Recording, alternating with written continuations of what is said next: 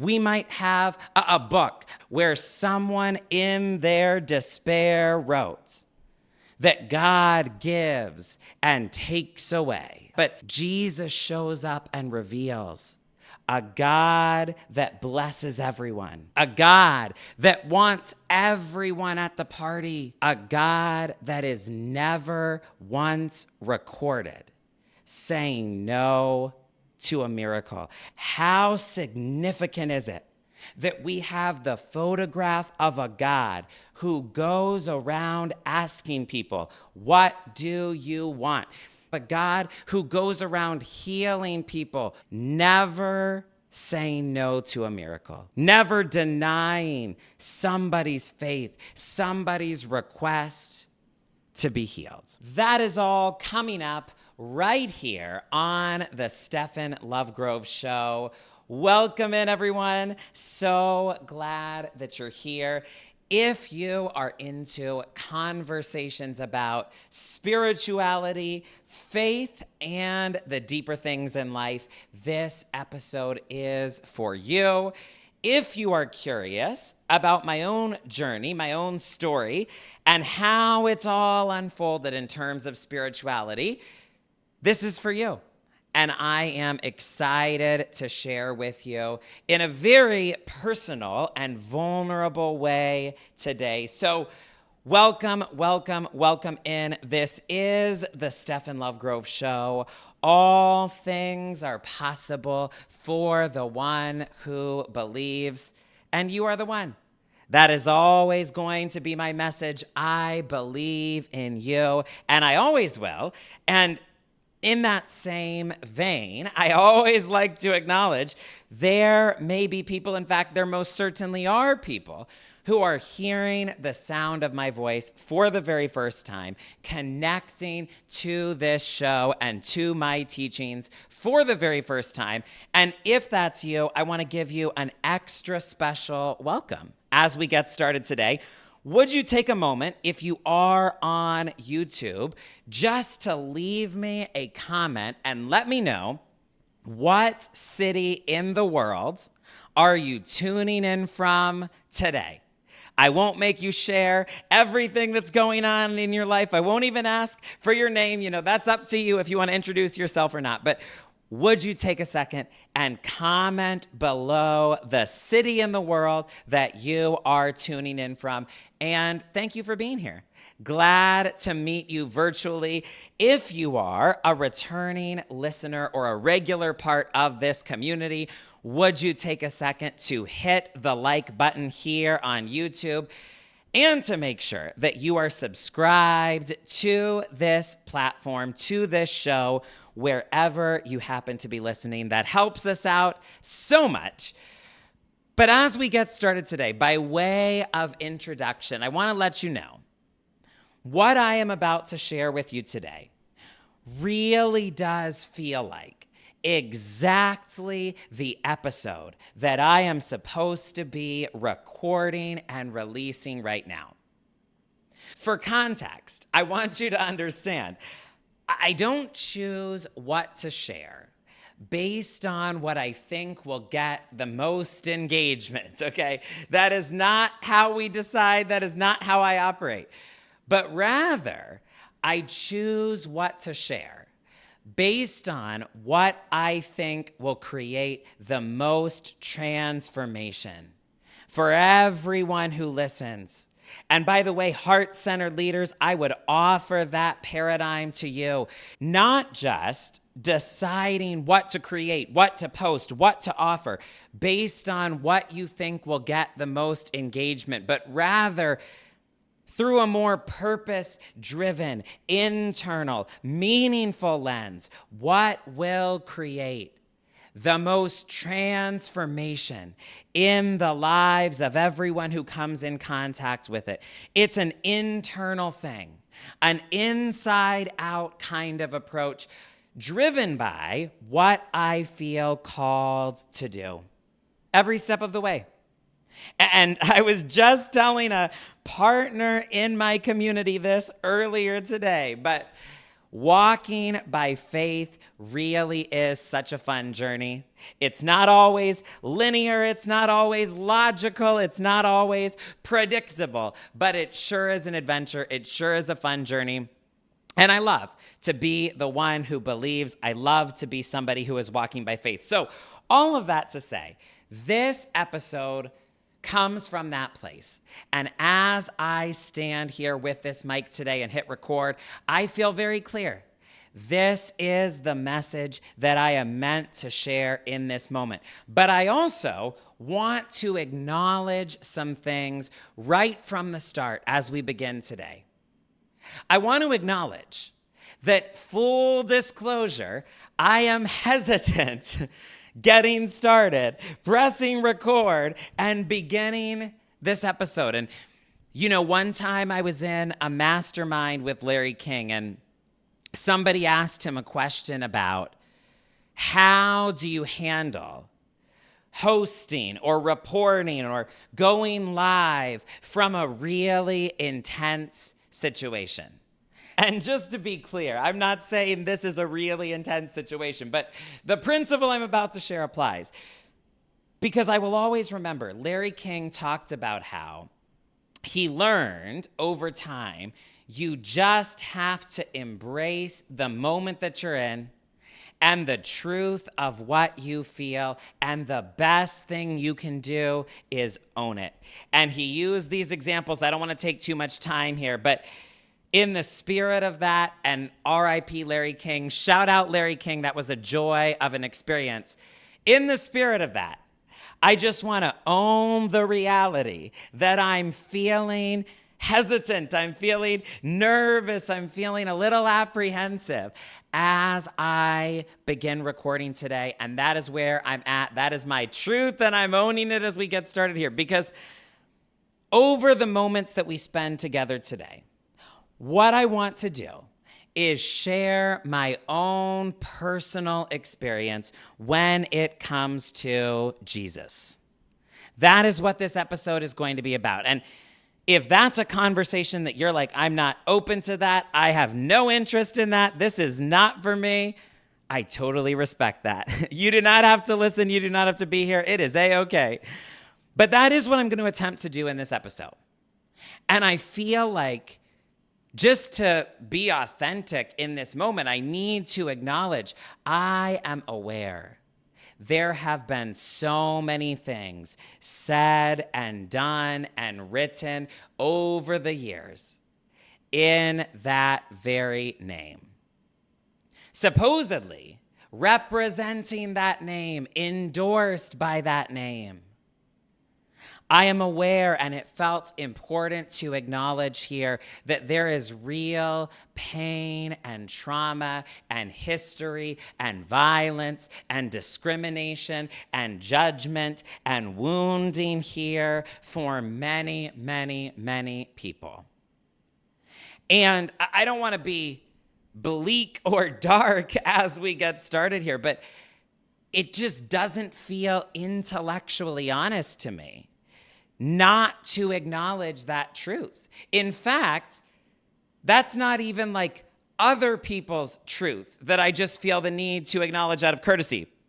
That is a part of my life, my story, my own journey, as you'll hear in a few moments. And really, over the years, I have been all over the map when it came to what I believed. So let me just say, wherever you are, I want you to know, chances are I probably have been there on the map of belief. And if I haven't, either way, whether I have or not, I see you, I respect you, I welcome you here, both to this specific episode and overall to my channel, to my teachings, to my community.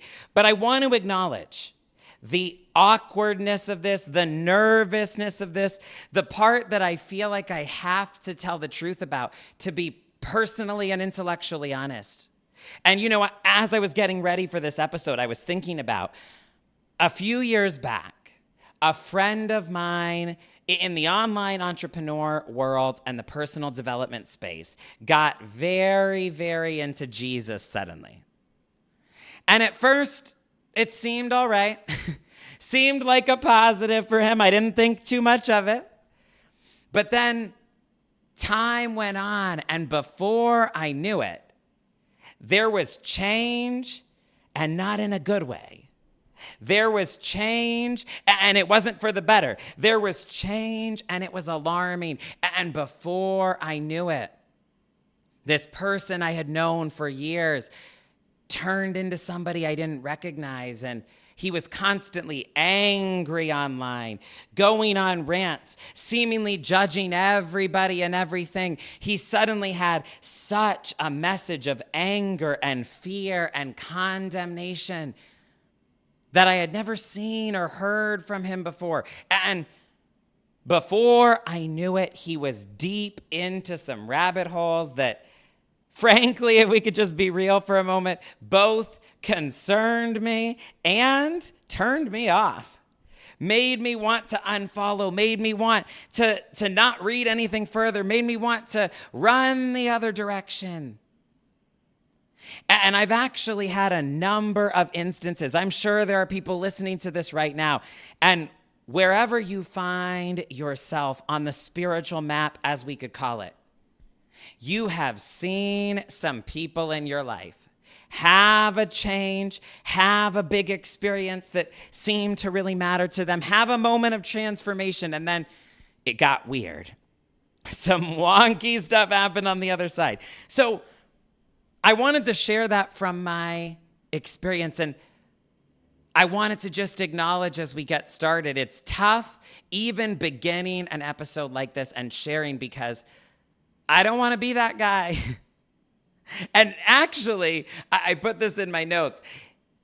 If I can take it a step further, if I can go maybe a layer deeper with it, if I'm being real painfully, self-aware or honest here, I don't want people to think I'm that guy. I don't want to be perceived as that guy. I don't want people to make assumptions that I am that guy or that I'm going to become that guy as they hear this episode today. So all of this is in my subconscious awareness as I get ready to record an episode about my own personal experience with Jesus. It felt helpful to acknowledge all of that up front. And then ironically, we can also acknowledge there are many, many, many religious people out there in the world who have a major problem with the fact that I am a spiritual teacher and that I do share a faith-based message and that I do talk about God, etc. As, gasp, wait for it, can you believe, a gay man. And I'm being playful. I enjoy being facetious about it. But the truth is, there are a lot of people, a lot of religious people around the world that have a major problem with it. And they will encounter a piece of content, a video of mine on YouTube, and 10 seconds in, they will leave a comment and say, I don't like the way you talk. I don't like your accent. You are a false prophet. And to that, I just want to say, joke's on you, because I prophesied correctly that you would leave a comment like that, which makes me a true prophet. LOL. The point here that I want to acknowledge is there's a lot of charged energy around all of this, and I am just aware. Somebody will have an issue no matter what you do, what you share, what you put out there. So the only real sustainable good answer is sharing what you're called to. Sharing what is real for you. Sharing what is on your heart. That is the best that I can do. That is what I am going to attempt to do today. And so as I go into what is kind of meant to be a fireside chat episode here, I am aware that this is a charged and loaded topic, that people have a lot of baggage around. I'm aware. I was actually thinking about, as I was getting ready, In college, I read a book by Rob Bell called Love Wins. And in the very first chapter of the book, he said something that made me think so deeply. It stopped me in my tracks, and I was never able to forget it. He said, "Do you ever wonder if the dirty little secret of a lot of people who work in religion, who work in the church, who work in ministry is that deep down, they don't really believe the message they have is good news? Deep down, they're afraid, or even maybe they've already concluded, and now they have to hide the dirty little secret that actually what we believe at the core is not really great news at all." Forgive the imperfect paraphrase of Rob there, but I felt like I had to bring that up and reference that here because that made such an impression on me. As someone who grew up hearing so many things about the idea of Jesus, the person of Jesus, and so much of it, when all was said and done, did not end up feeling like it amounted to good news whatsoever, I felt that. I related to that so deeply. And so I just wanted to name and acknowledge and address some of these dynamics in the introduction here. Maybe you're here today, not sure why you're listening to this, not really expecting good news, and scared and apprehensive of what I'm going to say, what you're going to hear, and what it means. Maybe you're here today, and you're desperate for there to be good news, but also scared to get your hopes up. I've certainly been there. I relate to that. Maybe you're here listening today and you're like, "Stefan, I already have plenty of good news. I have found something that works for me. I'm good on this front. I've got it all covered." If that's you, I love that. Welcome, welcome, welcome. But all I know today is there is something real and transformative and meaningful to me that I felt led to share with my community this particular week, this particular episode in this way. So this is the invitation that I'm going to give and the disclaimer I'm going to give right up front, and then I'm going to pray quickly and dive into my story. But invitation and disclaimer up front. You are always here on your own terms, and you need to know that. I want you to hear that. In this community, on this channel, on this platform, I want you to know you are always here on your own terms. You are always welcome, invited, and even encouraged to take what resonates and leave what doesn't. You really are. And I say that so sincerely because that is how I consume all sorts of content. I love ideas, and I always stay open-minded to learning in new ways. But what that means is I am continually taking what resonates and leaving what doesn't. So you are always welcome, invited, and encouraged to do that. And more than anything else, I want you to know you are loved and wanted, and you matter here always, always, always. No matter where you fall in any category or spectrum or map, understand there are atheists who do not consider themselves spiritual or spiritually open-minded at all, who still listen to me all the time for the guidance, the principles, the wisdom that they can glean in their own way from this show. And I love that. I encourage that. And so I just want you to know, even if you disagree with 90% of my beliefs, you are still welcome and encouraged to learn from me. My prayer for you today would be that you get something of value no matter what from this episode today. You've heard me say before, all it takes is one idea to change the course of your life. And one of my earliest mentors instilled this in me. He talked about how people would assess a book, trying to figure out, should I read this book? And I need to know, how good is it overall? Am I going to like 90% of it? Am I going to get through the whole thing? And all of these considerations, all of these factors. And he said, what people are missing is that one good idea, one powerful idea, one right idea that hits you at just the right time is more than enough to change your whole life. So don't worry about if you like or agree with or get through 100% of the material. Get the one idea that you need or can use in your life. And so I always try to operate with that philosophy. That is my prayer for every single person listening today. Can we take a second and just pray together? And then I'm going to dive into my story, and then I'm going to share 5 reasons that I believe there is a truth that is so compelling here for anyone who wants to receive it.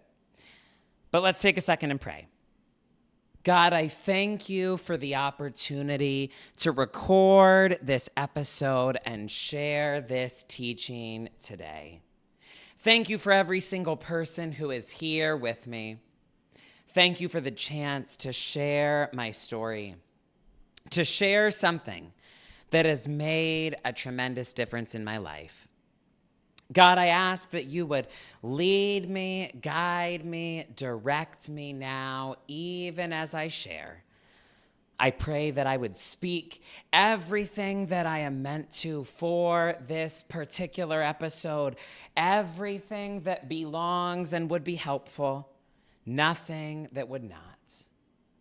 God, I ask that you would translate through what I share to speak to every single person listening in a personalized, customized, individualized way.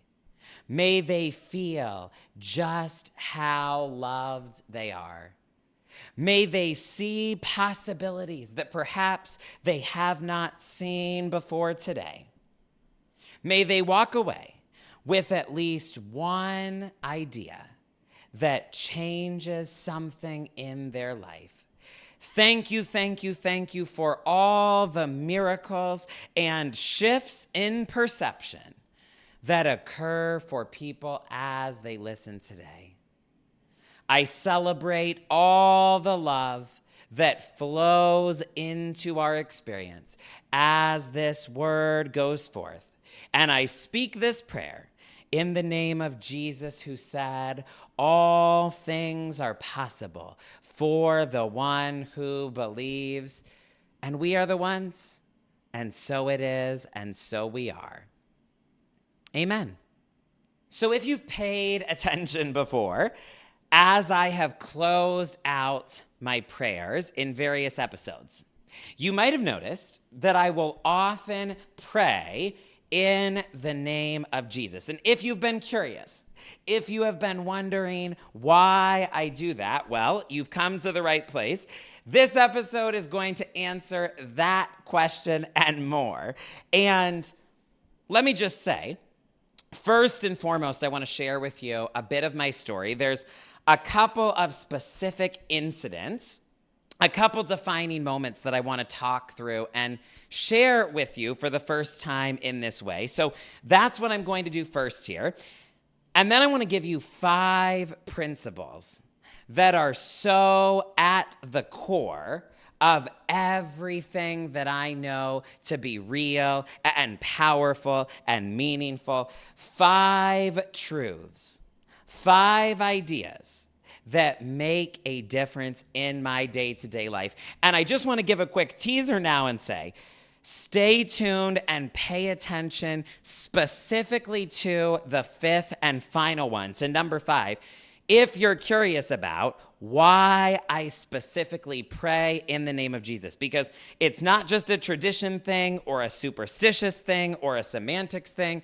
There is a principle being enacted there, and there is a key to stepping into your own power that I want to share with you, and that will be in truth number 5 that is coming your way later. But as I said, I want to begin sharing a bit of my story, my own journey, my own experience in a way that I have not really done before. And specifically, I want to highlight, as we walk through a bit of this, 3 moments from 3 different decades of my life so far.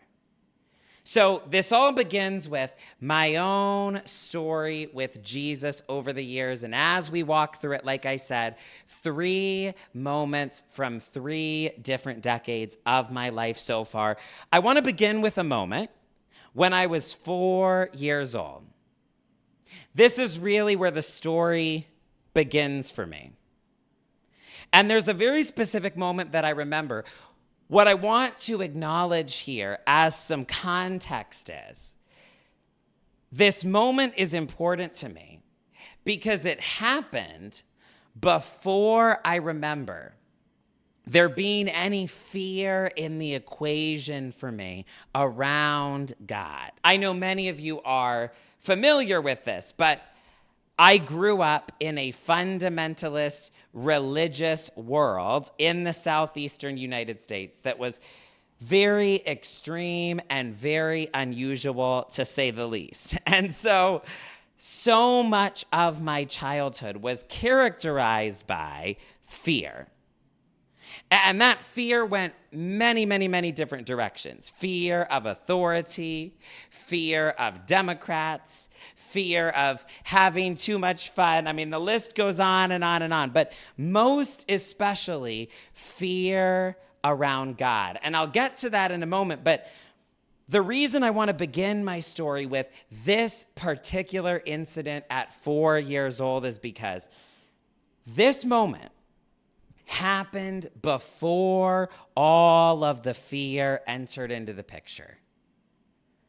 I remember how I felt when this particular moment occurred. I remember how I felt in that room. I remember how I felt at that age as a kid overall. And so I can confidently say this moment happened before I learned all of the fear and took on all of the fear.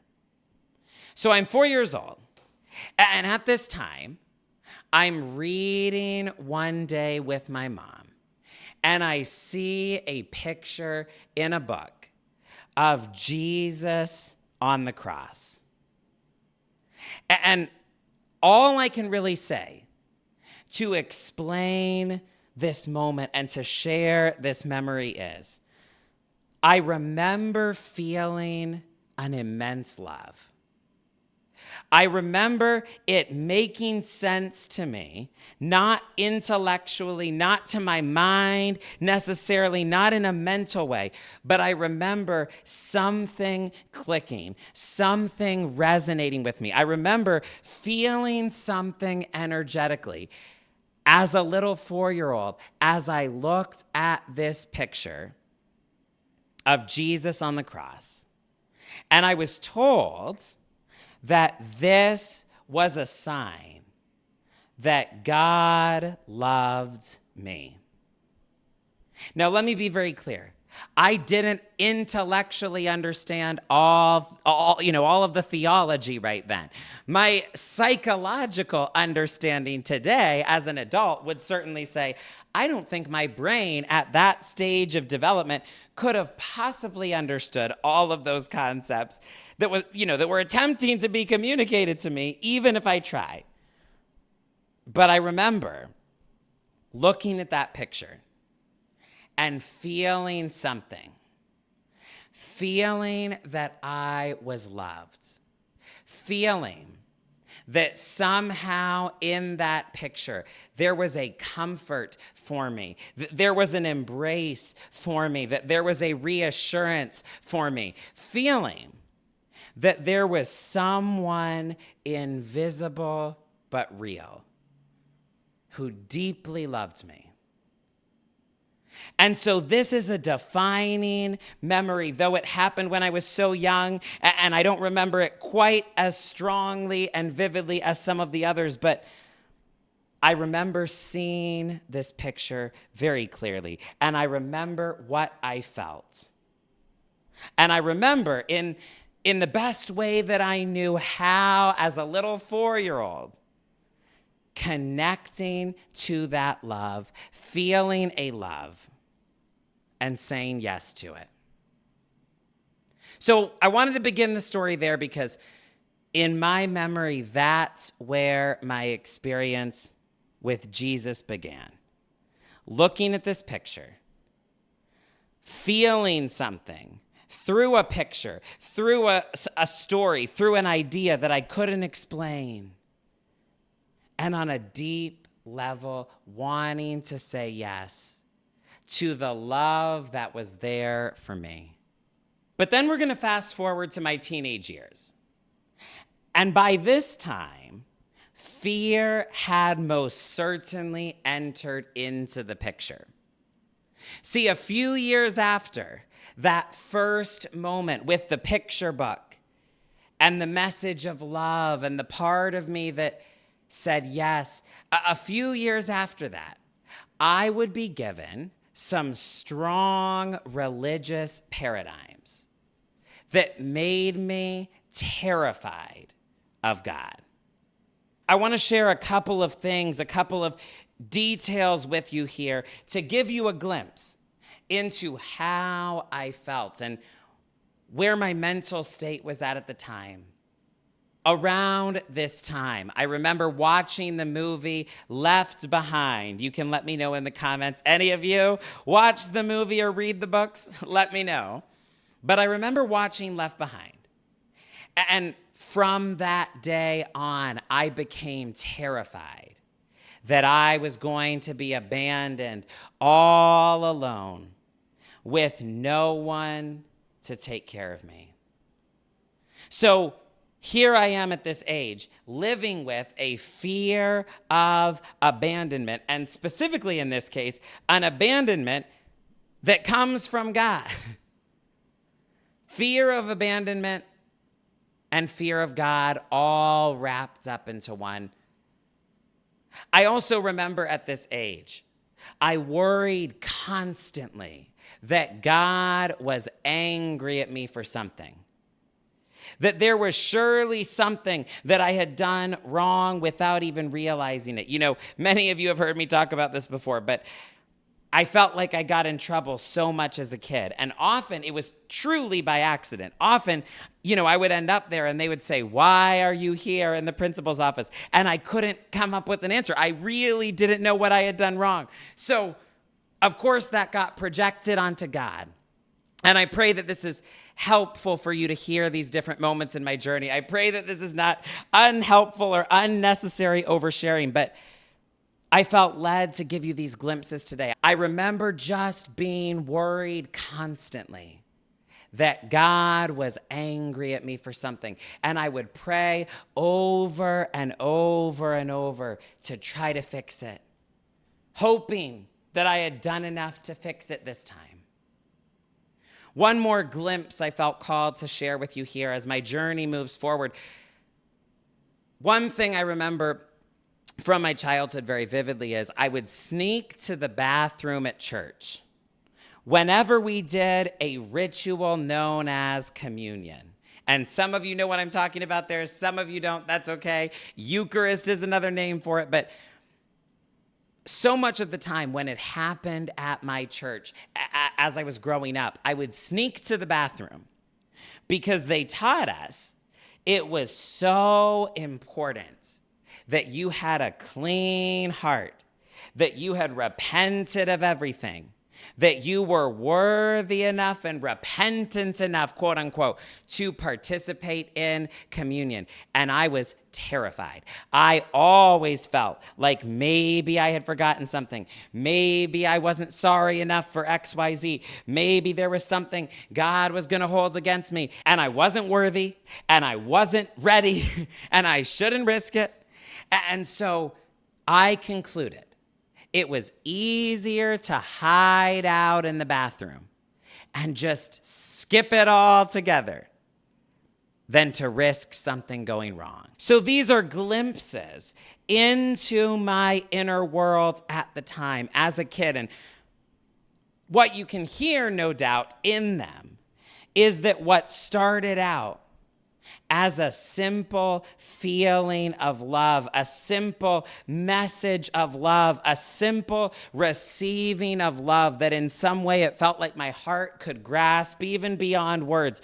What started out so loving and so simple suddenly got so complicated and so scary. So now I don't feel connected to love anymore. I just feel afraid.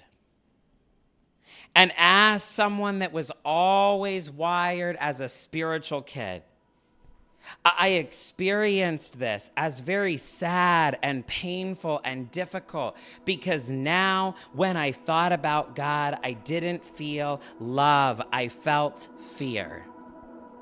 And this isn't in my notes. This wasn't in the plan for this episode, but I feel called to pause here and just to say, my heart goes out to everybody listening who has had this very experience in your own way, where you have always been very spiritual at the core.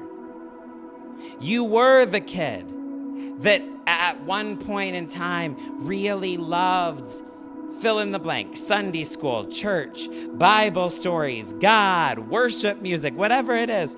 And there was a time when it felt so amazing, and there was a time when it was real for you, and there was a time where it brought joy and meaning to your life. But somewhere along the way, fear entered into the picture. Somewhere along the way, the experience moved out of the love zone and into the fear zone. And so this is where I ended up as a kid. And then, as if the fear in general across the board wasn't enough, at 12 years old, I realize I am gay. I figure this out on my own. Nothing bad happened to me. I wasn't exposed to something, counter to what a lot of heavy rhetoric out there will suggest.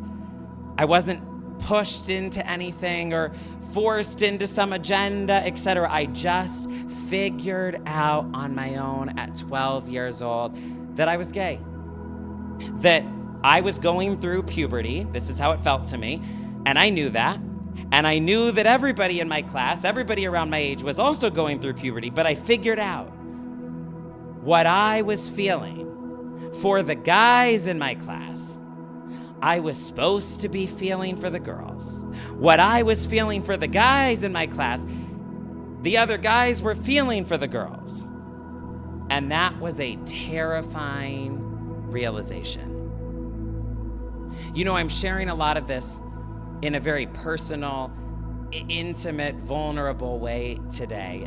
Really in a way I've never done so before. And I pray that this is helpful for somebody. I believe that it is. I believe it's what I'm called to share. But realizing I was gay at 12 years old was a very intense thing, especially not just growing up in the South and growing up in a different time than we are currently in at the time of this recording, but specifically it was tough. Growing up in a very extreme, hyper-conservative, fundamentalist religious world. In fact, this is not one of my core 3 moments, but this does feel important to share. I remember at 12 years old, soon after I had figured out for myself that I was gay, I remember sitting through a church discipline meeting with my parents and watching somebody at our church get excommunicated as they came out of the closet. I don't have time, and I really don't have the energy to go through that story in great detail here, but it was as intense, it was as painful, it was as terrifying for my little 12-year-old self as you can imagine, as you would think that it would be.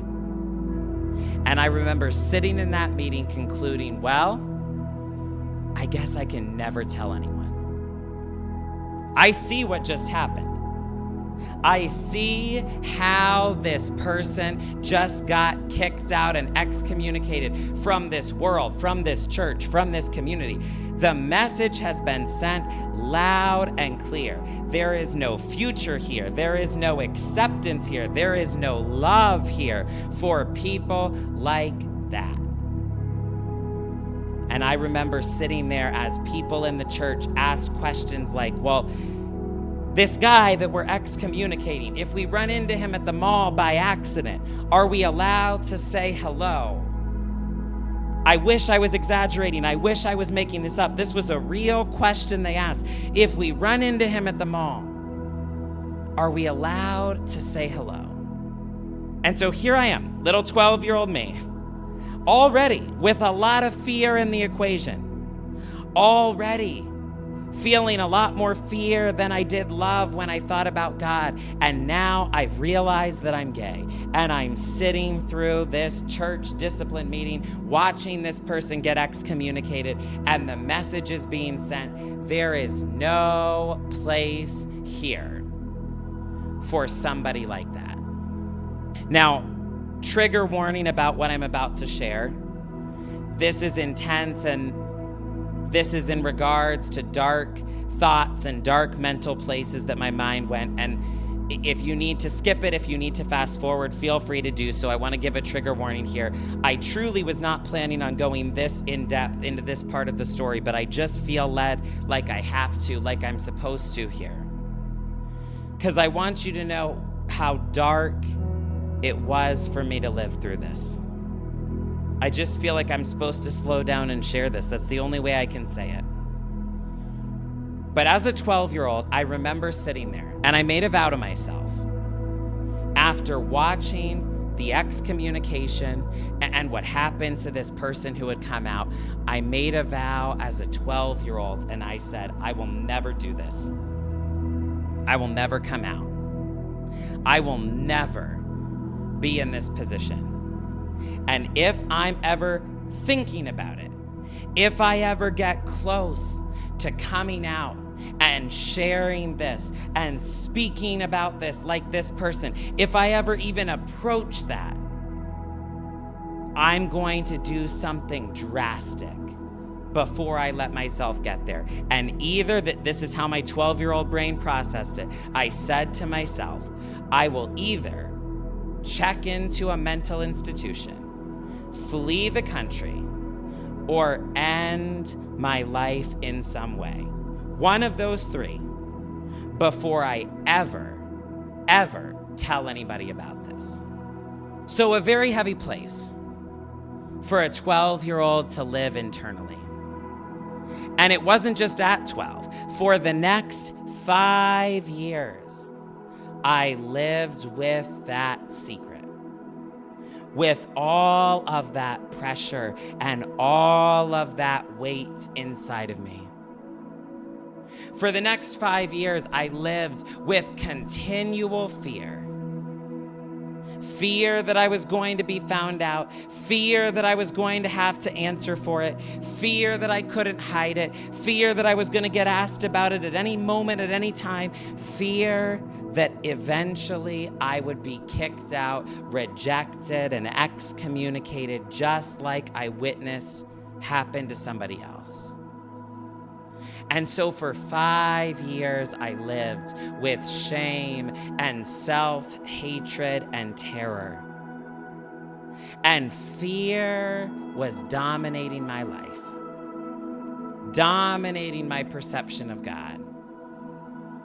But then we get to moment number 2, the next pivotal moment in my story, especially when it pertains to my own personal experience with Jesus. So I've lived with this secret. I've lived with this shame, this pressure, this fear for 5 years. Moment number 2 that I really want to focus on, defining moment here. I'm now 17 years old, and I find myself attending the edgy mega church youth group in my hometown for the very first time. And it's all very new to me. And it's so loud. And it's the first time in my entire life that I've ever been in a youth group that has drums and electric guitars. And they are cranked up, when I tell you, in this small room. And nobody around me is in the dress code of my school or my church or the worlds I grew up in. So, to be clear, I am at a church, I am at a youth group, but it might as well have felt like a foreign country to me. And so I'm in this environment that feels very, very, very new. 17 years old.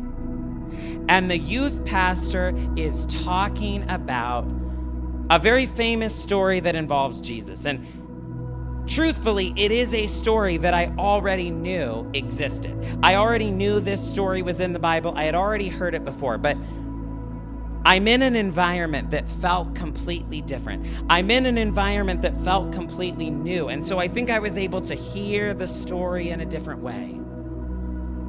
And the youth pastor is telling this story of a woman that gets caught in the act of adultery. That's the biblical language for it. She is caught in the act of adultery. It's like that daytime TV show Cheaters that, existed a couple decades ago. In real life, here she is caught in the act. And the religious leaders bring this woman to Jesus. And their intention is to give her, I'm going to say this carefully for the algorithm, but I hope you know what I mean. Their intention is to stone her, to give her the unalive penalty, shall we say. Because in this culture, at this time, as horrifying and barbaric as this is to us, they had legal right to do so. Somebody caught in this act could be prosecuted, could receive a very, very, very severe penalty. So the religious leaders bring this woman to Jesus, setting him up to judge her, condemn her, punish her. Because that's what should have happened at this time, in this culture, according to the law.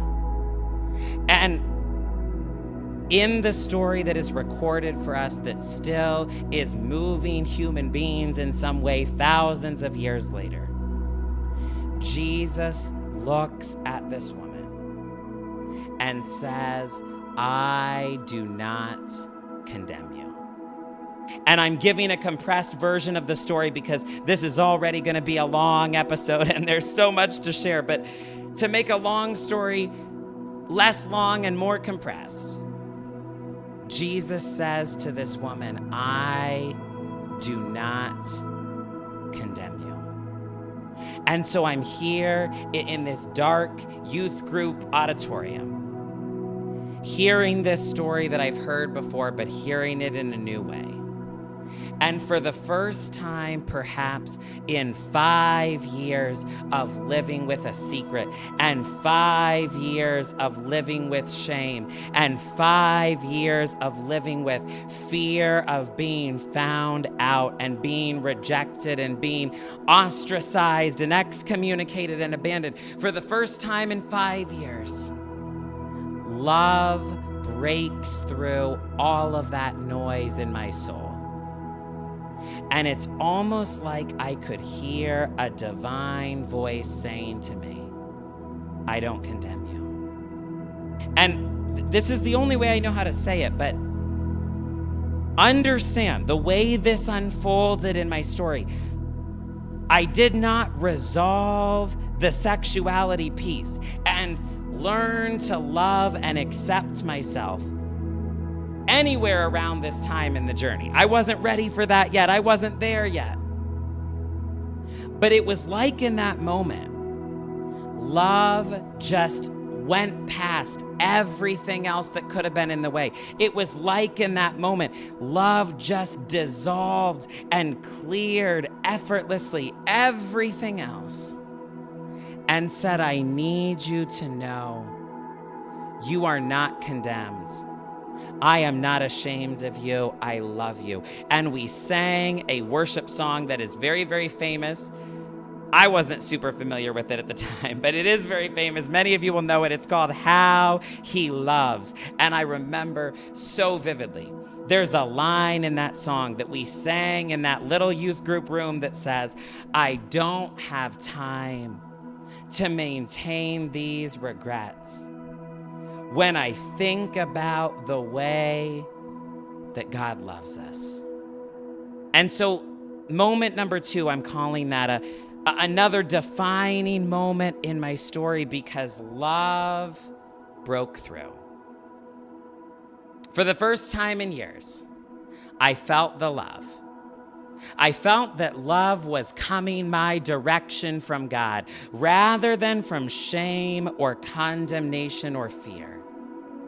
I felt somehow in a mystical, mysterious, supernatural way the presence of Jesus in that room with the bright lights and the loud music and the text that I had heard before and yet felt like I was hearing for the very first time.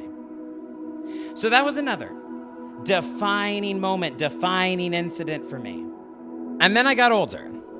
And a lot happened. And forgive me for how quickly we're going to breeze through some things here in the summary. But I get kicked out of the house. I leave the world, the bubble that I grew up in. I start my life over in college. And before long, I come out of the closet. I tell the world the truth that I had been keeping inside for so long, and I make peace with that theologically.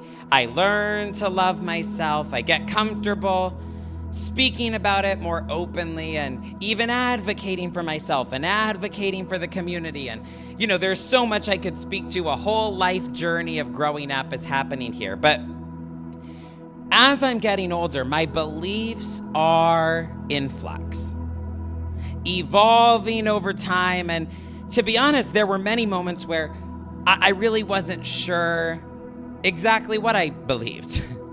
I remember one time somebody wrote me a note and they said, Stefan, you have a lot of influence. And if you're going to be a leader, you need to tell the world what you believe.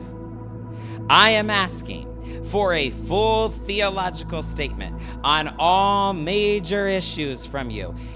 What do you believe? Because I have no idea what you believe, and I don't think you do either.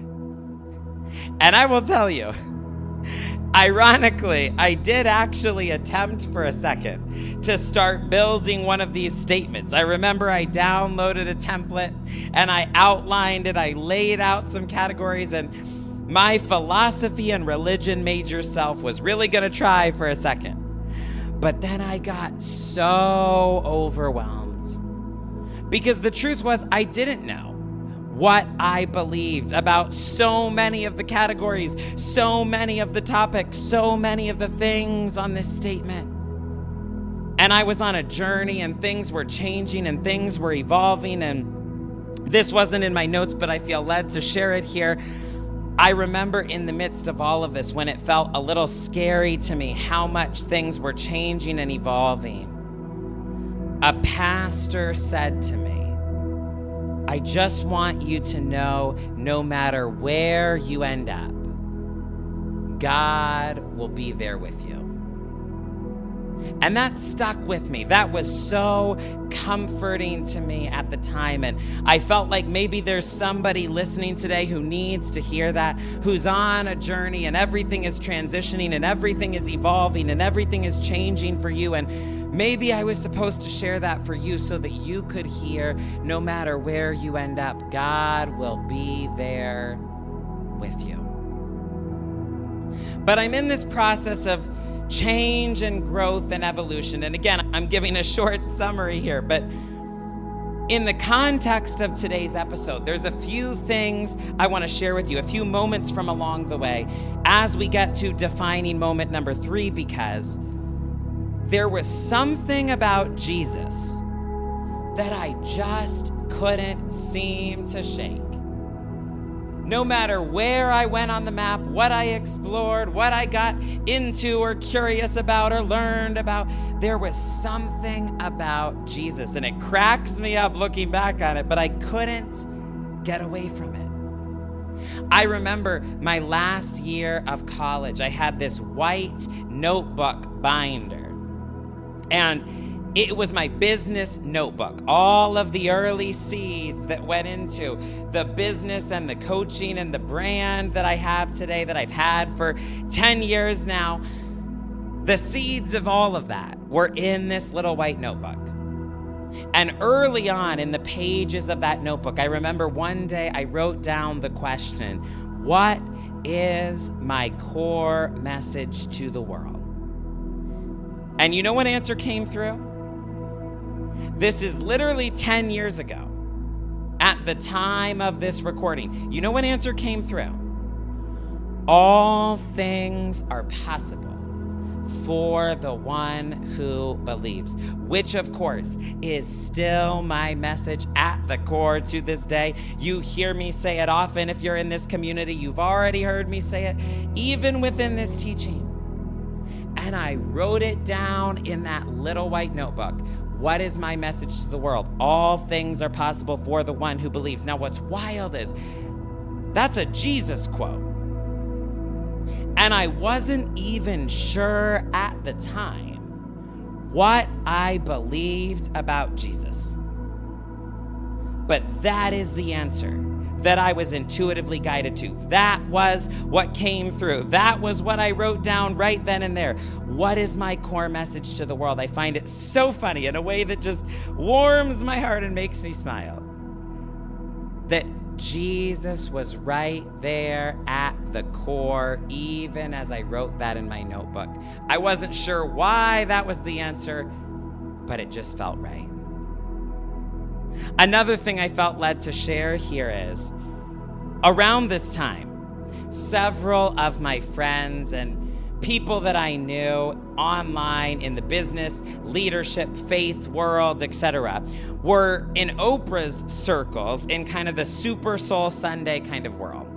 And I remember one specific individual recounted that Oprah had said to him in a conversation, you know, I just can't get away from the resurrection.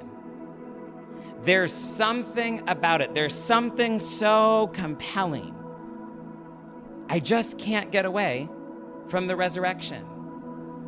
And even though so much was changing and evolving for me, and I wasn't sure what I believed about a lot of things, I share that and I remember that clearly as part of the story because I felt the same way.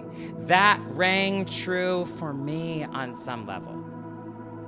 Of all things about Jesus that I could possibly consider in consciousness, I remember thinking at this time, there is something about the resurrection. And I'm not just saying that because I love Oprah and I have a bias. There is something I couldn't shake about that.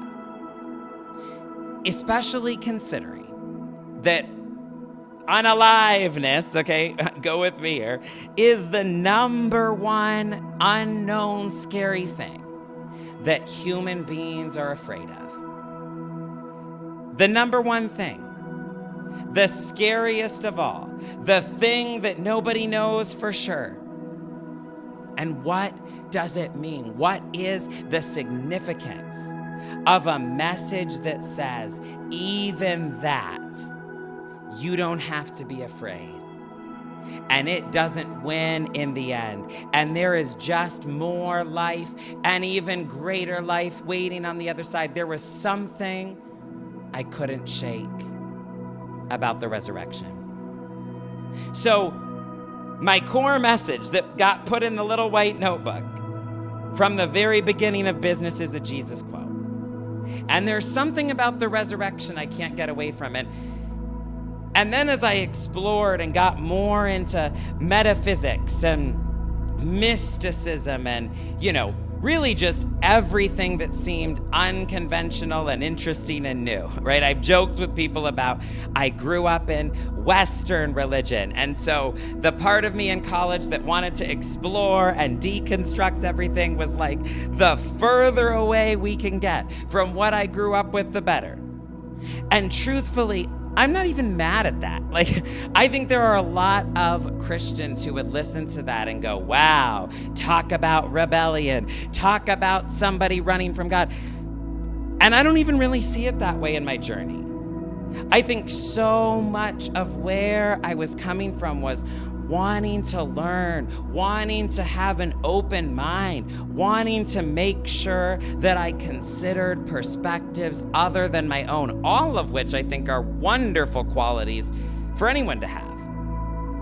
But a funny thing happened, that as I explored other texts, quote unquote New Age texts, metaphysical texts, etc., I kept being drawn to ones that involved Jesus.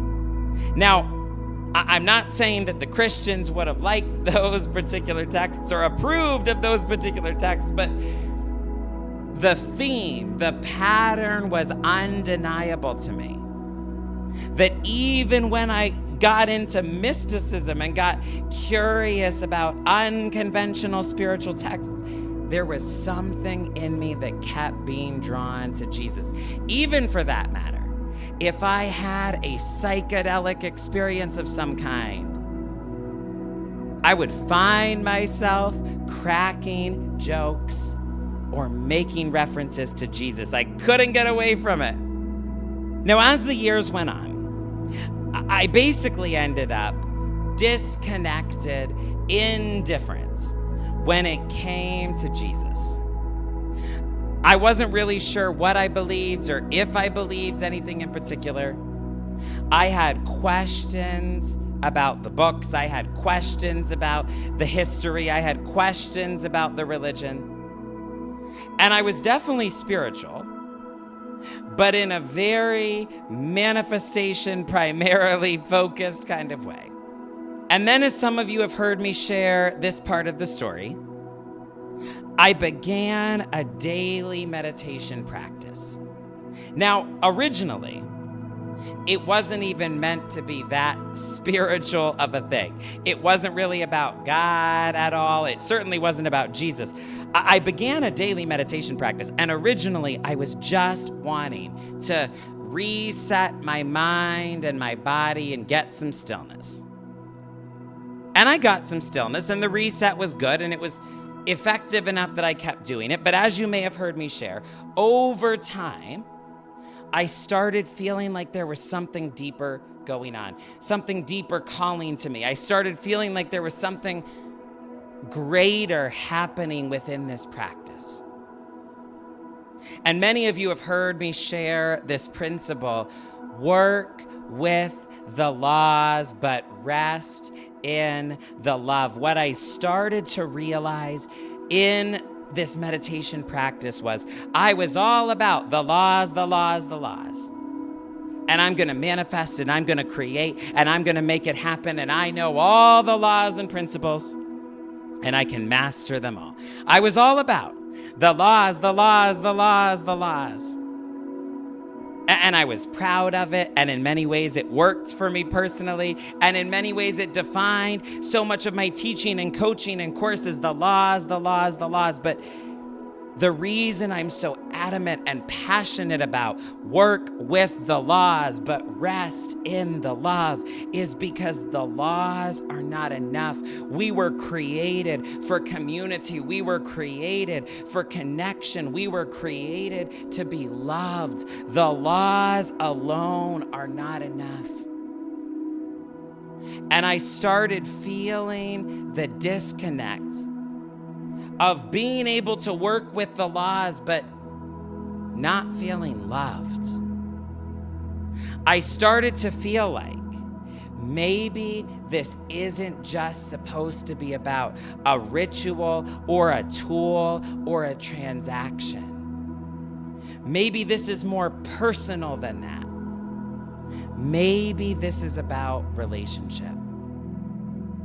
Which brings me to the third, the final, the last defining moment that I want to share with you in my story. Moment number 3. And again, we're fast forwarding now over a decade from the last defining moment. And I don't know if I've told this in a clear or a confusing way. Thank you for going with me on this roller coaster ride. But I want to talk about the third defining moment. I'm now, at this point in my journey, I'm now an adult, an entrepreneur, a coach. I'm running my business. I'm living my life. I wasn't sure entirely what I believed in this realm, but I had plenty of other beliefs in the picture. And so to be honest, I wasn't concerned about it. I wasn't trying to figure anything out. It wasn't keeping me up at night. I just didn't need it. I was indifferent. Wasn't a thought on my mind. And then I found myself in a moment of pain, a moment of disillusionment, a moment of isolation in a way that I had not felt before as an adult. And I just feel led to pause here and say, my heart and my love go out fully as much as they can in this moment to anybody who is listening to this right now. And you have found yourself in a moment that is so foreign and it doesn't feel like you, and you never thought you'd be here, and you don't know what to do, and you don't know how to get out of it. And I am sending you the biggest hug that I could possibly send virtually and wish I could send physically through this episode as I record. Because I know how scary and intense and overwhelming it is to be in a moment that you never imagined you would be in, and to not know how you got there, and to not know how to get out. And I found myself in one of those moments, and I was doing everything I could to work the laws, to work the laws, to work the laws, and it wasn't working. You know, they say that life is about momentum. And I particularly think about this in terms of energetic momentum. I say to clients all the time, spirals don't just happen in one direction. We can spiral up, we can spiral down. I'm a very visual person, as I know many of you know. I like to envision it almost like a Chutes and Ladders board. If anyone played that game as a kid, let me know in the comments. But there's always spirals available to us. Some go up, some go down. I like to think of the upward spirals as, we could playfully say, stairways to heaven. And the downward spirals are like, you know, those swirly slides at McDonald's that loop around and take you to the ground. And so life is about momentum. There are positive spirals, there are negative spirals. The reason I bring that up is I found myself in a moment where it felt like no matter what I did, I just couldn't seem to get, couldn't seem to find, couldn't seem to create any positive momentum. And again, I'm sharing some of these things even more personally and vulnerably and in depth than I expected to, but I feel led to do it. I feel led it's for somebody today. I found myself in a moment where it just felt like I kept falling, I kept dropping, I kept sinking lower and lower and lower, and I didn't know how to get out of it. I didn't know how to get back up. And I was working every tool and working every law to the best of my ability. But it felt like no matter what, I couldn't find any positive momentum. So many questions, so many fears, so much unknown, and so much angst. I ended up confused and scared and teetering on despair in a way that really freaked me out. And I think the worst part of all was, as I've said, I was working all the tools I knew and could think of to work. I was attending my coaching sessions. I was showing up in my business. I was serving my clients to the best of my ability, doing my morning routine, doing the inner work, processing everything I could process, trying every tool I could find to try. And things still weren't getting better. And I still wasn't feeling any more like myself. And I didn't know what to do. I found myself in a dark and unfamiliar place internally that didn't feel like me. And again, trigger warning just for a moment here, but in some ways, it reminded me of the darkness I felt as a teenager, hiding that giant secret from my community. And also, feeling like I most definitely had to hide from God. In some ways, on a cellular level, it took me back to that place of panic and terror and hopelessness that I felt as a teenager in that meeting where I could not see any good ways out. And that took me to a very dark place, especially because now I'm here as an adult. And man, the self-judgment, the self-criticism, the self-shaming was loud about how I should have never ended up here, and I shouldn't be feeling like this, and I should know how to get myself out of this. And it breaks my heart. Like I'm getting emotional. I want to cry on behalf of this version of me, and I just want to give him a big hug and say, you are so loved.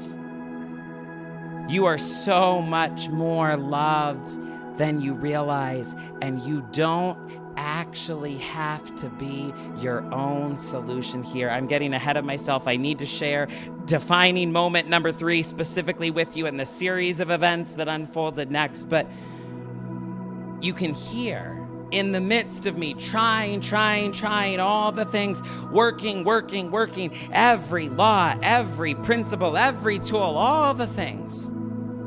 Notice there was no God in the equation. There was no relationship to God in the equation. There was no being loved in the equation. Only my exhausted effort, wondering, why can't I figure this out? And then something unusual happened. You know, I have said before, I don't believe that all paths automatically lead to God. Why? Well, because on the basis of principle, some paths are a road to nowhere. Some paths are literally seek and do not find. And I knew that firsthand. I had been experiencing that. Paths that led me nowhere. Paths that only led me to greater confusion and exhaustion and despair. Paths that just seemed to be leading me in circles right back to where I started. I knew all too well that some paths are a road to nowhere. But though not all paths necessarily lead to God, because some paths are a road to nowhere, I also believe this with all of my heart, that God will find you and meet you and embrace you on absolutely any path. And there was a specific night that I remember very clearly. I was sitting on my couch, trying to fight off the thoughts in my mind that were scaring me. And suddenly, it was like God interrupted it all. Nothing visible, nothing audible, nothing spooky or scary or so strange that I would have, freaked myself out over it. But make no mistake about it, something so energetic and visceral and real. It was like God was suddenly in the room with me in a way I could not deny. in a way I could not ignore and didn't even want to anyway. And in that moment, in perhaps the darkest place in consciousness that I had ever been in my entire life, this makes me want to cry. I heard God say to me, I love you. I'm still here. And in any universe, on any timeline, no matter what you did or what you chose or where you ended up, I just need you to know, Stefan, I would come find you. Which is exactly what I'm doing right now. I need you to know it doesn't matter where you ended up. It doesn't matter how dark the pathway got. In any universe, on any timeline, whatever it took, I need you to know I would come find you. Because I love you that much. And I am so moved sharing this with you today, even thinking about this today, because it really is my testimony that in the darkest hour of my life, I didn't know how to fix it. God knew how to find me. Frankly, in the darkest moment of my life in consciousness, I didn't know how to love myself even if I wanted to in that place. God knew how to find me. God knew how to love me.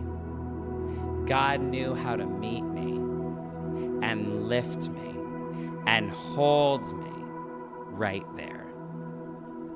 And so I'm calling this defining moment number 3, but the truth is this set into motion a whole chain of events. A few days later, I felt drawn to pick up The Shack, a book that I had read years prior. And by the way, if you're wanting to explore some of this in a greater way for yourself, one personal recommendation I would make is I love the book The Shack by William Paul Young, I believe, is the author, and I strongly recommend it, even though it is a controversial book and not everybody likes it, but it's one of my favorites. And a few days later, I felt drawn to pick up this book, and I found myself reading a section where God the Father, who in this book is portrayed as a black woman, you can see why it's controversial, but in this section, God is talking to the main character about Jesus dying on the cross. And I'm up late reading this. It's like 1:30 or 2 in the morning, something like that. And I just find myself sobbing. You know, Carolyn Elliott says, the truth is sensational. If you're wondering what is most authentic for you, what is most real, what is most true, know that Carolyn Elliott says the truth is sensational, and there's often a zing to it. There's like an electrical current that you feel in your body, something inside of you that knows that it's true, that knows that there's something for you there. The truth is sensational. Some of you know exactly what I'm talking about because you feel it right now as you listen. And I'm reading this book with the voice of God speaking about Jesus on the cross, saying, you misunderstand the role that I played there. That was me taking it all for the world.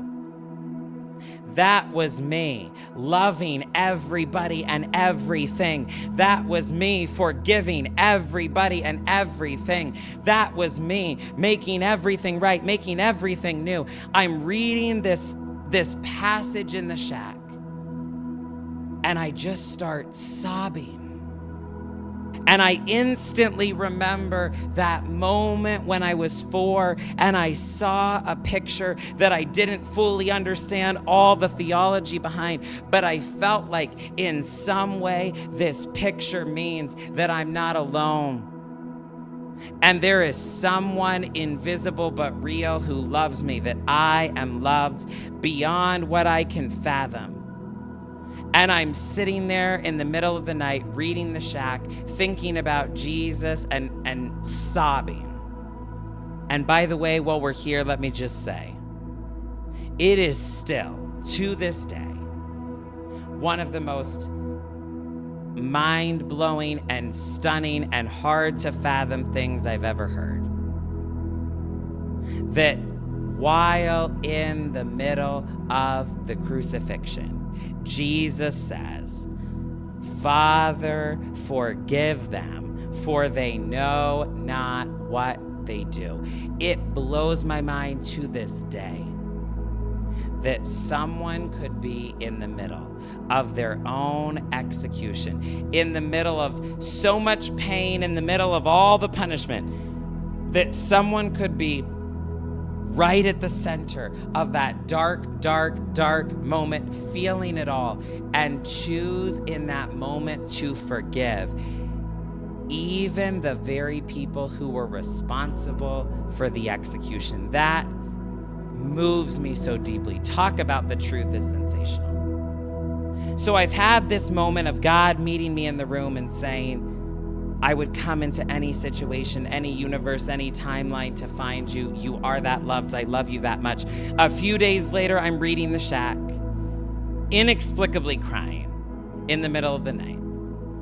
And then a few weeks later, I know this is a long story, and technically we're still under defining moment 3, but like I said, there was a whole series of events, and I just feel led to share all of this with you. A few weeks later, after the moment in the living room and the moment with the shack, I heard a talk about the way that God brings us life in the deepest sense of the word.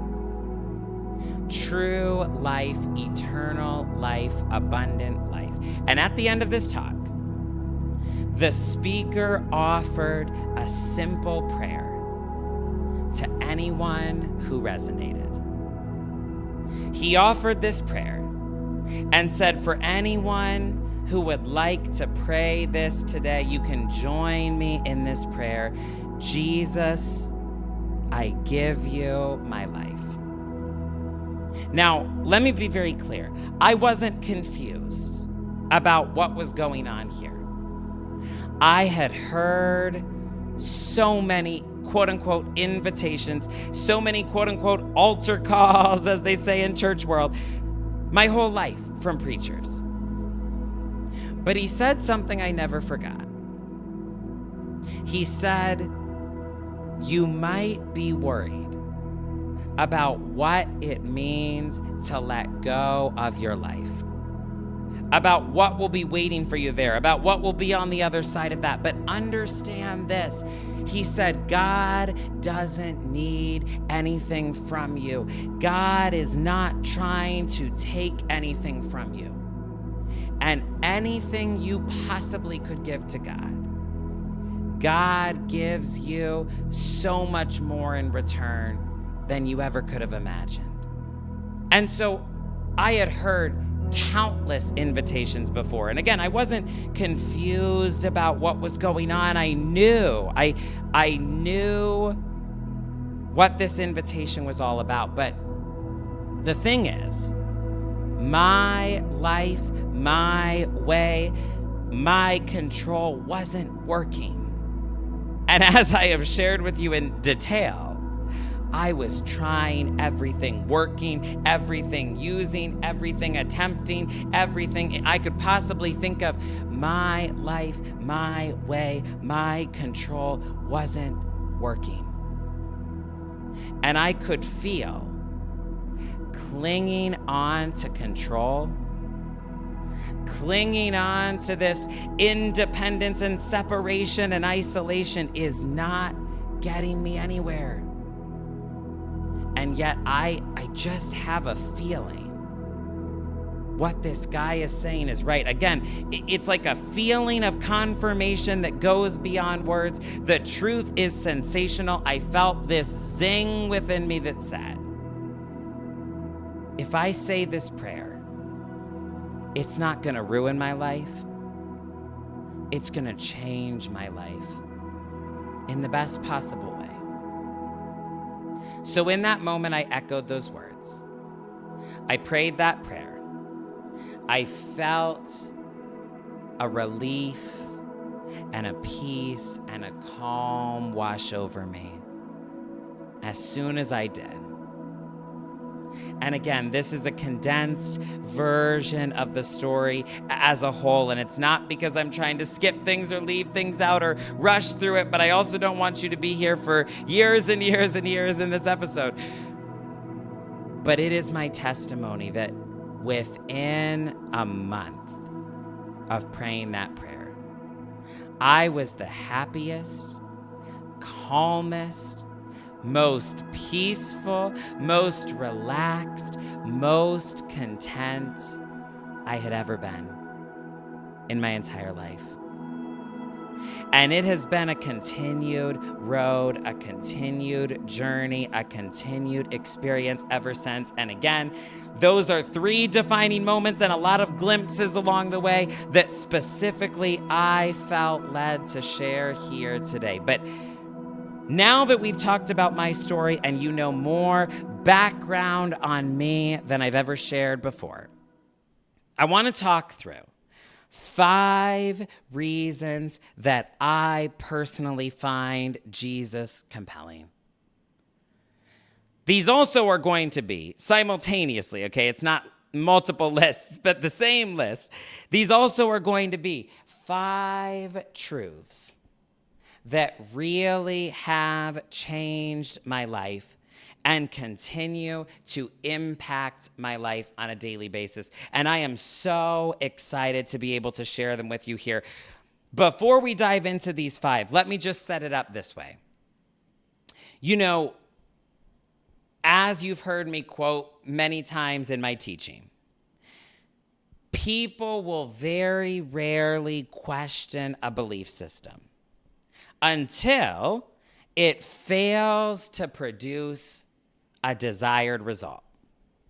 And one of the reasons I quote this so adamantly is because I know it to be true. It is my truth. It is my story and journey and lived experience that it took me getting to a point where my life, my way, my control really wasn't working, was absolutely failing to produce, for me to get to the point and realize, God, I need you. I need you in the picture. I need you in my story. I need you in my life. Doing any of this from separation does not work. It's not enough for me to just work the laws, work the laws, work the laws. It's bigger than that. God, I need you. For me to get to that point, it took my former belief system failing to produce. So I know that all too well. I've lived the experience. And I just want to acknowledge here, everybody is coming into this episode with a belief system of some sort. I don't know what yours is. It's certainly probably different from many other people who are listening. And all of us have our own unique individual intricacies, but everyone is coming into this with a belief system. What I want to share with you are 5 ideas that are really core to my belief system, that have beautiful, wonderful, life-changing implications as I understand them. 5 ideas that really move mountains in my belief system and in my world. And the way I want to explain this is, I am not sharing these because you have to believe exactly like me. I think I've been very clear about that. I probably overstated it at the beginning of this teaching, but you are welcome here regardless of what you believe. You are welcome to learn from and listen to my teachings. Whether you agree with me on 10%, 100%, 50%, it doesn't matter. But I want you to know where I'm coming from for reference, for context, for any way in which it can be helpful. I want you to know the belief system that I operate with in this area. And particularly, you all know I love a good analogy. I can't resist here. I felt led to share this one. This is the way that I see it, right? These truths that we're going to talk through are a foundational part of my world and my spirituality and my belief system in a way that affects so many things. We could use this analogy, and I think it's fitting. It is almost like an operating system. Think about Windows versus Mac for a computer. Think about iOS versus Android versus Samsung, et cetera, when it comes to cell phones, right? A belief system really is like an operating system. Now, again, you can decide what you want to do with a belief system overall, with any individual belief. And again, I acknowledge here, most of us aren't going to change our beliefs, much less our belief system anyway, unless and until we have a reason to, and I get that. But I want you to know, this is the belief system that I operate with at the core. This is the software, we could say. And forgive me if I get any of these terms wrong for my tech and science and coding people out there. But, you know, I think this analogy makes sense when we think about, imagine that one of your friends asked you a phone question. And you're trying to give them an answer. You're trying to give them advice. In fact, I'll use a real example. I was just telling someone the other day how, at least on my phone, there is an option to silence unknown callers. And I don't know what happened. I don't know what changed. Somebody can let me know in the comments. It didn't used to work this way for me. But as of recently, when I have this option turned on, no number that is not saved in my address book gets to come through. And let me tell you, I get so many spam calls and texts that is a joy. That is a wonderful thing. Thank you, God, for this option. So I'm telling somebody the other day about this option, silence unknown callers, and how they can turn it on. Now, imagine, I'm going to go with it for a moment with this cheesy analogy because I think it really helps. I think it really lands. Imagine for a moment that you're trying to give a friend an instruction. Let's say in this case, how to turn a certain setting like that on. And let's say that you go back and forth for 10 minutes and you're so frustrated because it's like there's a disconnect. It's like you're not tracking no matter what you say. It's not making sense. It seems like you're speaking a foreign language. It's not working. And imagine realizing 10 minutes into the process, wait a minute, you have an iPhone, right? And imagine your friend tells you, oh no, I have a fill in the blank. I have a Pixel. I have an Android. I have a Galaxy. And you suddenly realize, I've been trying to give you instructions, to help you out, to give you guidance, speaking from a completely different operating system. So of course, there's a disconnect. Of course, it doesn't look the same on your end. Of course, we're not tracking perfectly with each other. You are working with a different operating system. That doesn't mean one is better or worse. No hate to the non-iPhone people out there or people with any operating system. But what it does mean is that there's going to be a disconnect. And maybe that's a cheesy analogy, but I felt led to share it here before we dive into the 5 truths, because the way that it feels to me is some of you, there is a disconnect when you listen to me teach certain principles because there's a different operating system. So, for example, in one of these upcoming truths, I'm going to talk about the truth that I am a child of God. That is a glorious truth, in my opinion. And there are so many benefits and so many implications and so many things that come with it. Now, understand, I believe that message, that truth, that good news is available for everyone. If there is anything that I believe defines the message of Jesus, the work of Jesus, the story of Jesus, it is good news for all people everywhere. So understand, I believe this is extremely inclusive. I believe this is for all people everywhere. But if somebody hears what I'm sharing and they are coming from a different operating system, they might not have anywhere in the software this core piece, seeing themselves as a child of God, living life as a child of God. And so there might be a disconnect. It might feel like, why does it seem like he's telling me to access something I can't access? Why does it seem like he's telling me I should have something I don't think I have? If you've ever felt a disconnect, I want to suggest there's a possibility that we're talking about different operating systems. So you are here on your terms. You can do whatever you want with beliefs, belief systems, operating systems, Apple, Android, Samsung, you get it.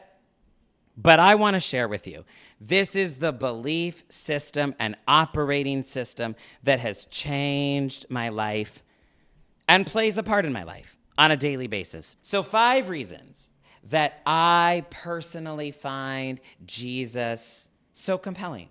And would somebody please type these out in the comments if you are listening here on YouTube with a timestamp? That would be fantastic. Reason number 1 and truth number 1 that I want to speak to today. Jesus gives us a photograph of God. We could say a unique photograph of God. Reason number 1 that I find Jesus so compelling, Jesus gives us a unique photograph of God. Now, I want to begin unpacking this one by saying the tricky thing when it comes to the divine and the spiritual realm is that we are inherently talking about something invisible.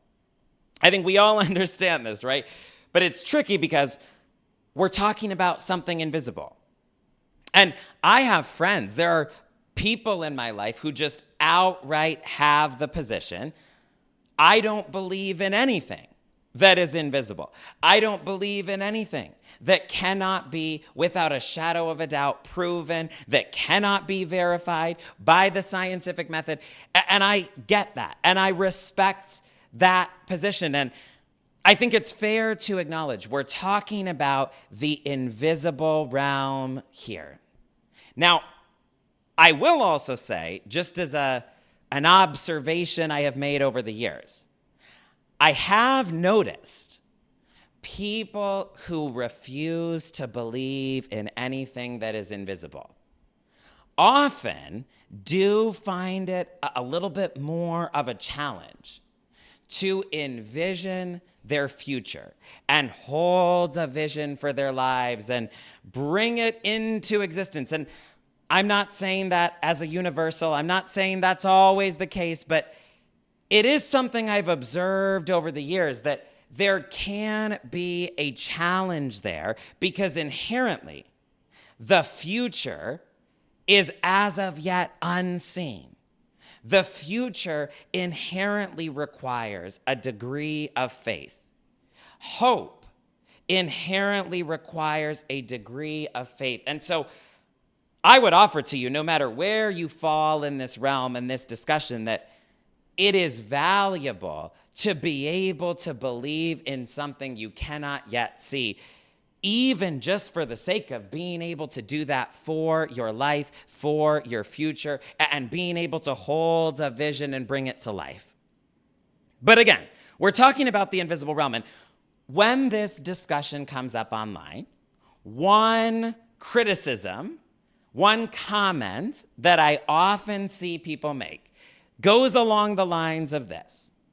You know, there's over 18,000 different deities and gods and versions of God that people have believed in over the years.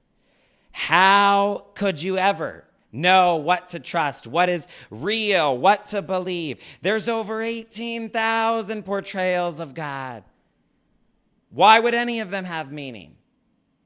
And certainly, I think, we all understand the human tendency to create a God in our own image. A God that just, what a coincidence, looks like us. A God that, surprise, surprise, really just feels like a projection of ourselves. And so there's this valid question. If the divine truly exists, how do we know what God is like? If the divine truly exists, how do we know what God is like? And this is where I find Jesus so compelling. Because one of the most significant, one of the most important ways Jesus specifically is described in multiple books and multiple texts is the exact image of God. To use our modern language and equivalent, really the best way that we could express this is, it's like they're saying Jesus is a photograph of God. A unique, one-of-a-kind photograph of God. Now, I'm just sharing with you what I believe here. You may not believe this, but there is something so life-changing that I have found here in understanding this truth, that if you've ever wondered about the divine, if you've ever wondered what an invisible God would be like, the message of Jesus is, here's a photograph, a unique photograph, an undeniable photograph to let you know. And I just find this so significant, especially because when Jesus comes onto the scene, specifically into the cultural and religious context that he was born into and that he did his teaching, his work, his ministry in, there are a lot of ideas about God that have already existed for thousands of years. And I believe Jesus shows up to settle some debates, to answer some questions, to resolve once and for all. I know you've wondered because you can't see God. We're talking about the invisible, and there are so many voices out there telling you, God is like this, God is like this. Everybody has a story, everybody has an idea. And the way I understand it is Jesus shows up on the scene so that instead of wondering, we have a photograph that settles the debate. But he's showing up in a context, like I said, where there's lots of pre-existing ideas about God. And this is why I think it's so striking how many instances we have where Jesus quotes religious idea, religious law, religious text and says, you have heard it said this, but I say to you this. You have heard it said, whatever it is that he's quoting, but I say to you this. What is happening there? He is correcting ideas, specifically ideas about God. And I'll just share with you a few examples that I felt led to share here.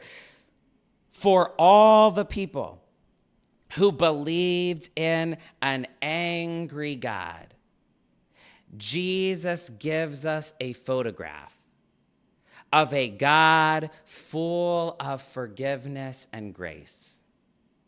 For all the people who believed in a distant God, a far-off God, a God that was inaccessible, unattainable to most people, Jesus shows up and shows us an up close and personal God who comes to you, who is not afraid of your mess, who will meet you in the moment right where you are as you are.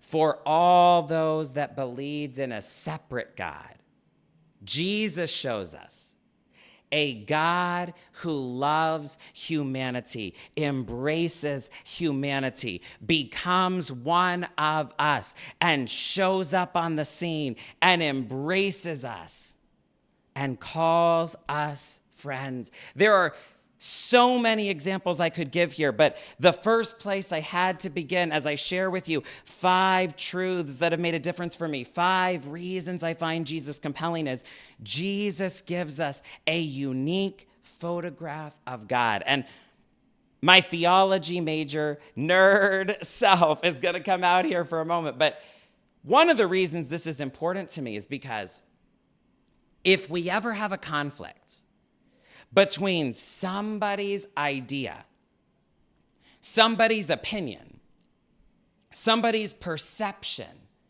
of who God is, and the photograph, if there's ever a conflict on that level, we can trust the photograph. And that is very, very, very good news. And again, everybody does not believe this. You don't have to believe this. I'm just sharing with you what I know to be real, what has made a difference in my life. But to me, this is so striking because there are so many ideas about God that portray somebody and something that is very different than the heart of Jesus, the love of Jesus, the legacy of Jesus. And it is so comforting to me to know if we ever have a conflict between somebody's opinion about God and the photograph, we go with the photograph. We have a photograph. I believe, and this is a little dicey and controversial for some, I understand, that's okay, but I believe this is even a correct lens to use as we work with sacred texts. And by the way, that's not really that radical of an idea. One of the church fathers, Augustine, said, if you ever interpret a passage of Scripture and where your interpretation leads you is something other than love, somewhere other than love, restart the process. Because it cannot be a correct interpretation if it led you somewhere other than love. This is one of the church fathers saying this. One of the people who defined how we look at the Bible, expressing this. Fast forward a few more hundred years, and a theologian named John Wesley said, if you're ever interpreting Scripture in such a way that it makes God evil, that it makes God a monster, that it makes God someone that in character is as bad or worse than the devil, you've made a mistake. Restart, restart, restart. That cannot be correct. And I just bring this up because, again, I think this principle is even important as we read and interpret and understand any ancient text, that we want to look at it all through the lens of, this is a photograph. This is undeniable evidence. This is what God is like. So interpret everything else accordingly. Interpret everything else through that lens. And so, for example, we might have a book, a text, where someone in their despair wrote that God gives and takes away. We might have a text where somebody felt that way, somebody wrote that, but Jesus shows up and reveals a God that blesses everyone, a God that wants everyone at the party, a God that is never once recorded saying no to a miracle. And I find that so significant. This isn't in my notes to emphasize, but it feels so important to sit with for a moment. If Jesus really is the photograph of God, how significant is it that we have the photograph of a God who goes around asking people, what do you want? If Jesus is the photograph of God, how significant is it that we have a God who goes around healing people all throughout his work? A God who we have a photograph of, never saying no to a miracle, never denying somebody's faith, somebody's request to be healed. Fundamentally, I would say, if Jesus is the photograph, what we have is the photograph of a God who is about people. And I just want to speak to this from my story, from my experience, from my own perspective. And yes, my nerdy side, my theology major, philosophy and religion major self coming out here. But I feel like in the world that I grew up in, I was raised hearing about a God who, if we're being honest, often sounded narcissistic. And I don't like to use psychological buzzwords very frequently. Many of you know that. I use that word very cautiously, but in the most literal sense, in the way that we psychologically understand that word.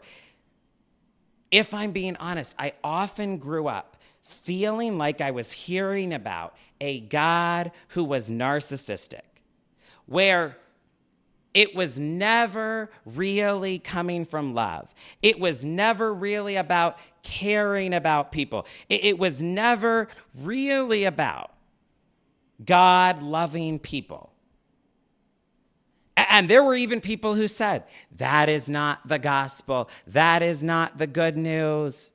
God does not care about people. God cares about himself. God cares about the glory of God. And I was often presented this idea of a God that only cared about himself and his reputation and his image. And I don't have time to go fully into this, but we really are talking about a narcissistic portrayal of God in that theology. And yet what I find so striking is that's not what we see in the photograph. We don't see a narcissistic God.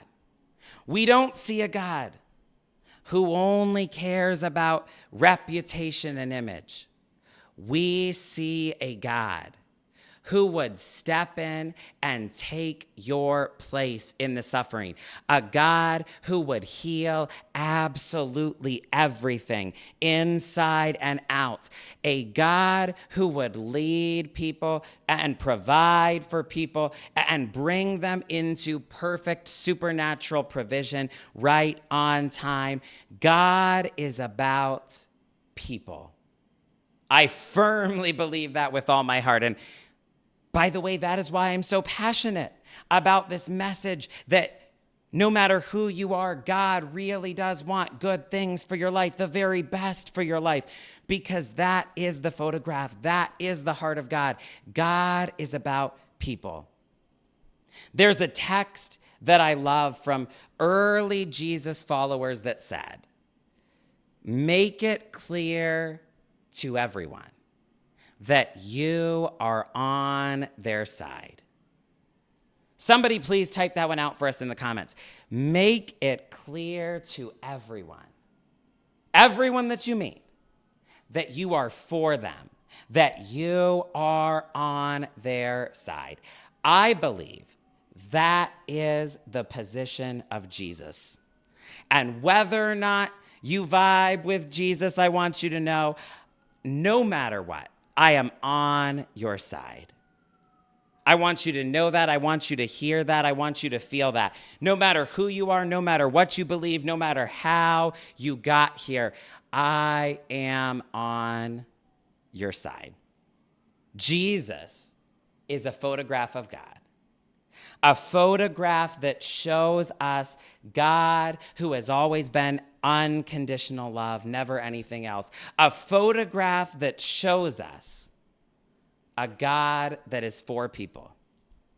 that is on our side. There's one more thing I want to say here. Truth number one, reason number one is a little bit longer. I'll admit that. But I want to take my time, and there's one more thing that I want to share here. And in just a minute, I'm going to bring Oprah up again one more time. I can't help it. But, I'm aware that there may be skeptical, discerning, open-minded, but thinking people out there who might say, okay, but again, if there's over 18,000 different deities, versions of God, ideas of God that people have believed, how do we know this is the right one? How do we know this is the photograph? And philosophy major side of me really kicking in here would say, I understand. Theology alone is not enough to convince somebody of that. It is not a sound argument that my beliefs say that, a religion says that, a book says that. Here's what I can share with you from my own personal experience processing this over the years. For me, it does go back to that Oprah line that I resonate with so much, that I just can't shake the resurrection. There's something there I can't get away from, because I really believe that it happened, and I really believe that it matters, and I really believe that it validates and verifies the photograph. And here's what I wanted to speak to for just a moment. The people at this time, 2,000 years ago at the time of this recording, the people who spread the message had really no incentive to lie or to cover up on behalf of Jesus. I think this is so important to acknowledge. It took me years to understand this. When people talk about Jesus and are frustrated by what has been done in the name of Jesus over the years, one critique that is often given is that powerful people in powerful places and all sorts of power structures have abused this message and done things in the name of Jesus. And honestly, I'm not even going to argue with that. I don't disagree with that. But there is a key piece of this that is so important. Who first spread the message of the resurrection? The fact that it really did happen. The fact that they watched him die, but then on the other side, they saw him physically in front of them, living, breathing, alive again. The fact that there were hundreds of witnesses to this. Who first spread that message? What I find so striking and compelling is it wasn't the powerful people spreading that message originally or for the first couple hundred years. It wasn't the power structures spreading that message. That came later. That came down the line. And I know a lot of unfortunate stuff came with power getting mixed into faith in this realm. But what I find so striking is the people who first spread the message were not the oppressors. The people who first spread the message were the marginalized, were the oppressed.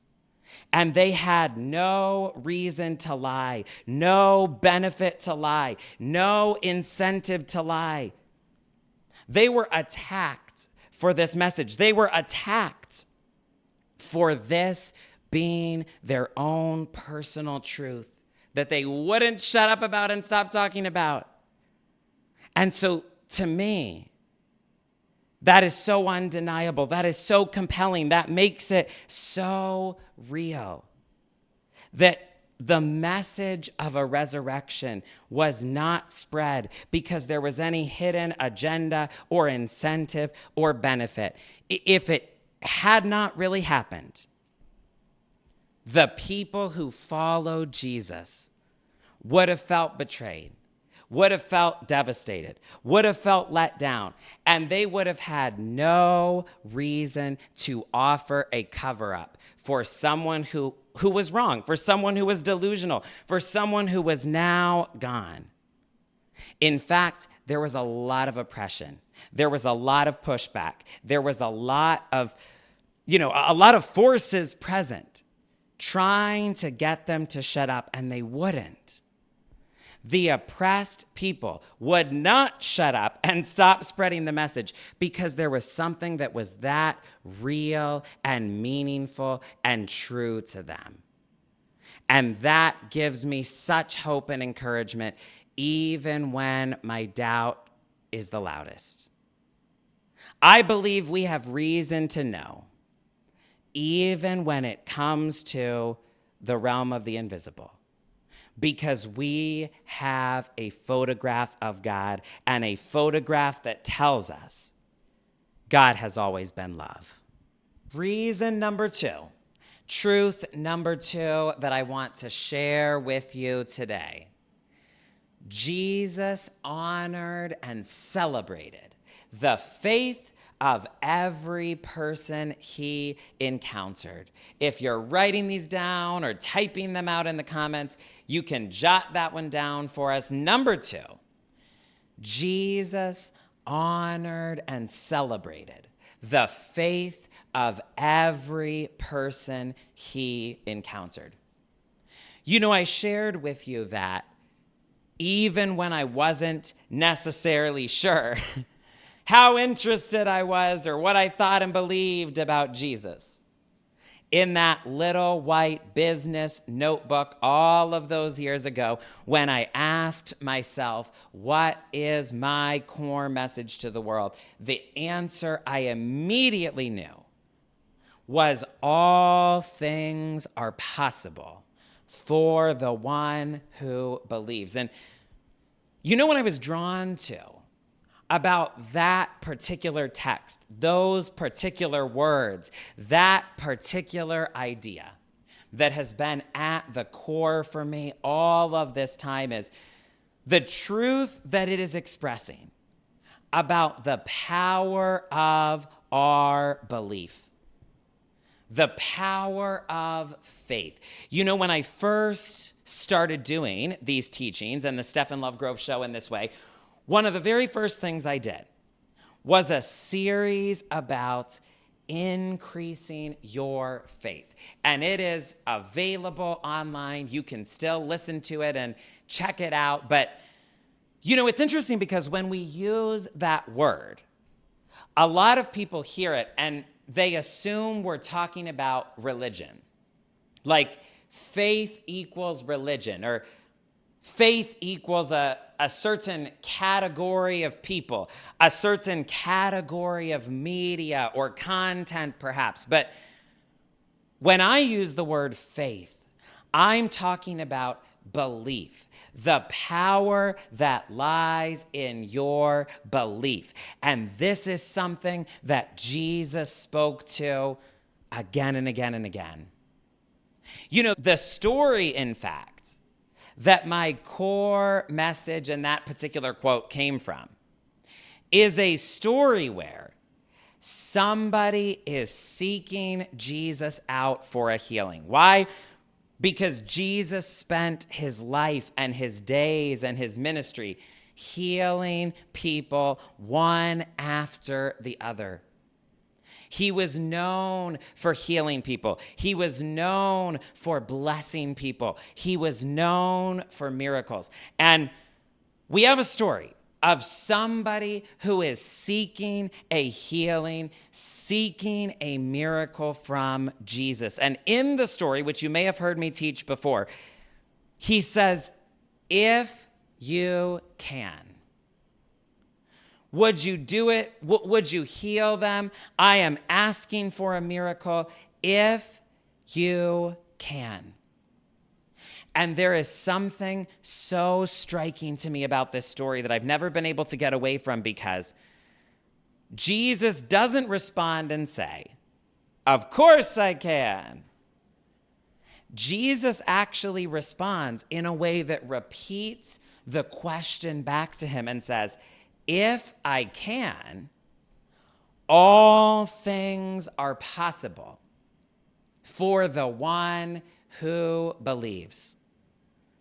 In other words, Jesus says to him, you actually have more faith than you realize, and more power in that faith than you realize. And it's not just about what I can do or if I can. It's about your faith, because there is power in your faith. This is why Jesus goes on to say, if you have faith, even the size of a seed, a mustard seed, the tiniest of all seeds, even if you just have a seed of faith, Jesus goes on to say, you can say to this mountain, move, and it will be moved. Nothing will be impossible for you. This is why we have so many stories where Jesus' team and friends and followers come to him and they need help. They need help dealing with a storm. They need help dealing with a crisis. They need help with a healing or miracle or a situation that they found themselves in that they don't know what to do with. And again, I find it so interesting and so hard to ignore in these stories that nearly every incident where this happens, Jesus doesn't respond and say, well, thank God you came to me because I am the only one that can do it. Jesus asks them, what about your faith? Why didn't you solve this? Why haven't you done something, said something, changed the situation with your faith? And so, number two, I just want to acknowledge this reality that is so meaningful to me, that Jesus honored and celebrated the faith of every person he encountered. Even people that were considered outcasts, people that were part of a different religion or a different religious system, even people that society had outright rejected. People that everybody agreed were wrong, were dirty, were messed up. People that no one wanted to associate with or go near. Even those people, and especially those people, Jesus welcomed, honored, and celebrated their faith. And I just want to acknowledge here under reason number two, maybe my favorite thing about this is the way that Jesus honored people's faith, even when they made up their own rules for how it was going to work.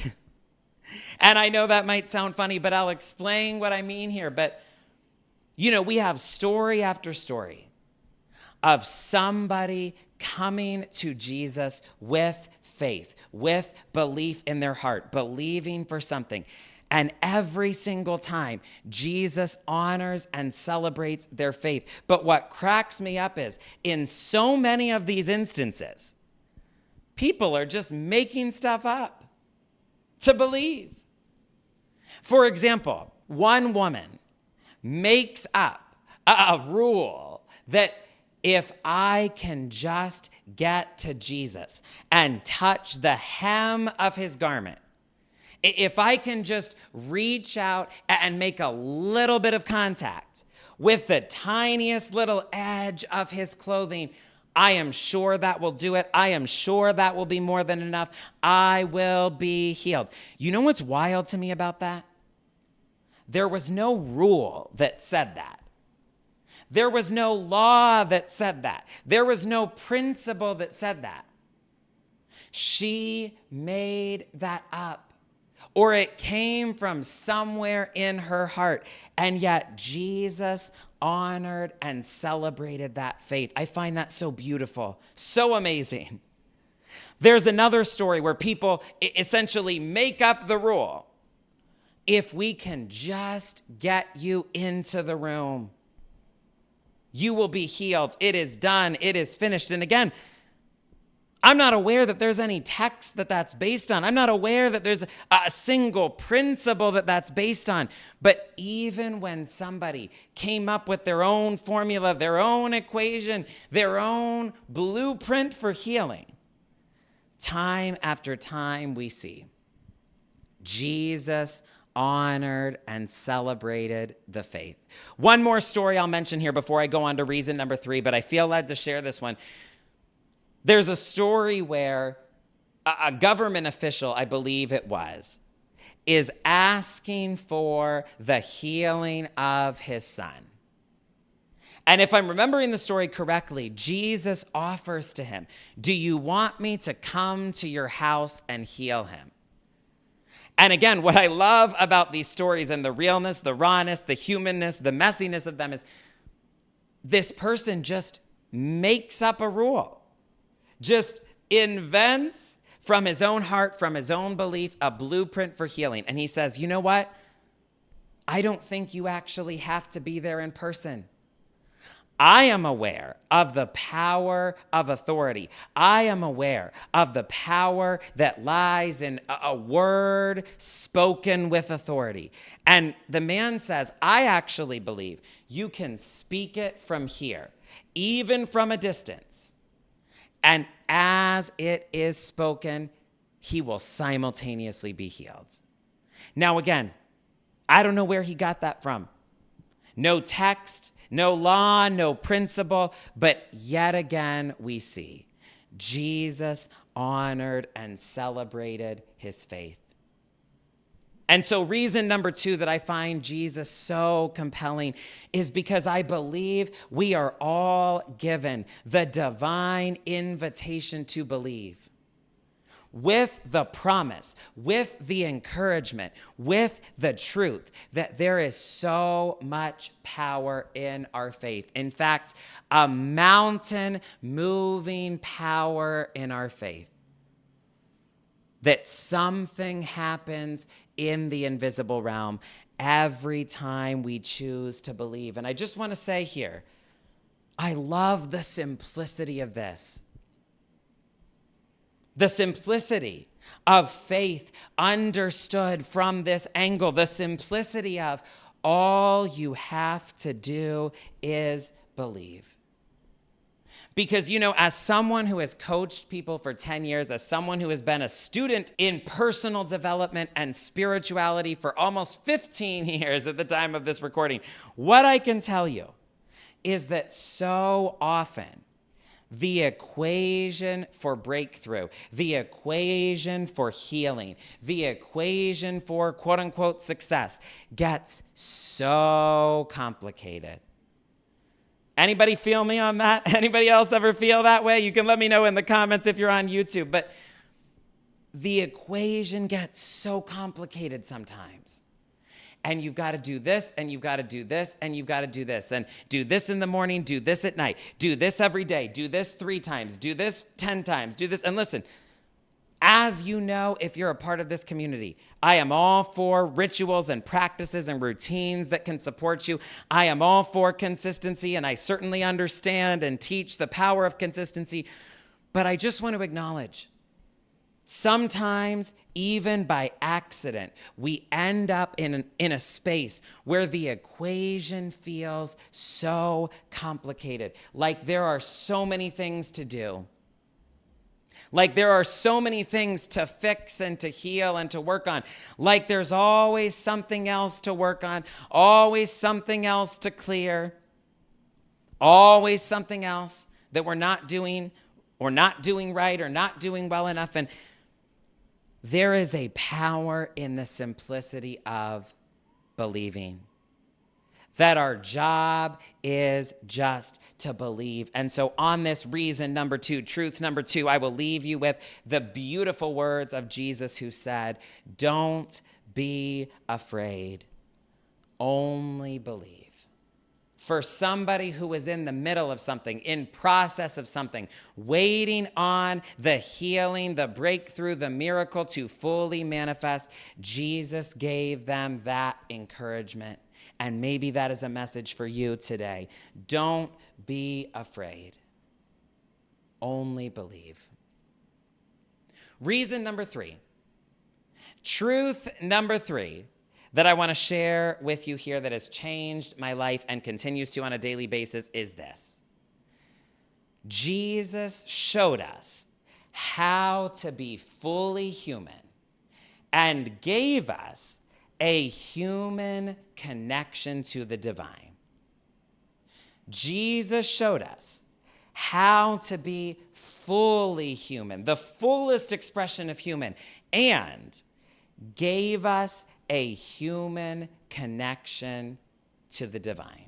Now, there are some lofty, extensive concepts here, philosophical and theological and spiritual concepts, and I feel like I'm not able to do all of them justice, and a lot of things in this episode, though it is long, I still am just scratching the surface of. But I'm going to try to articulate this one well because it is an important one to me.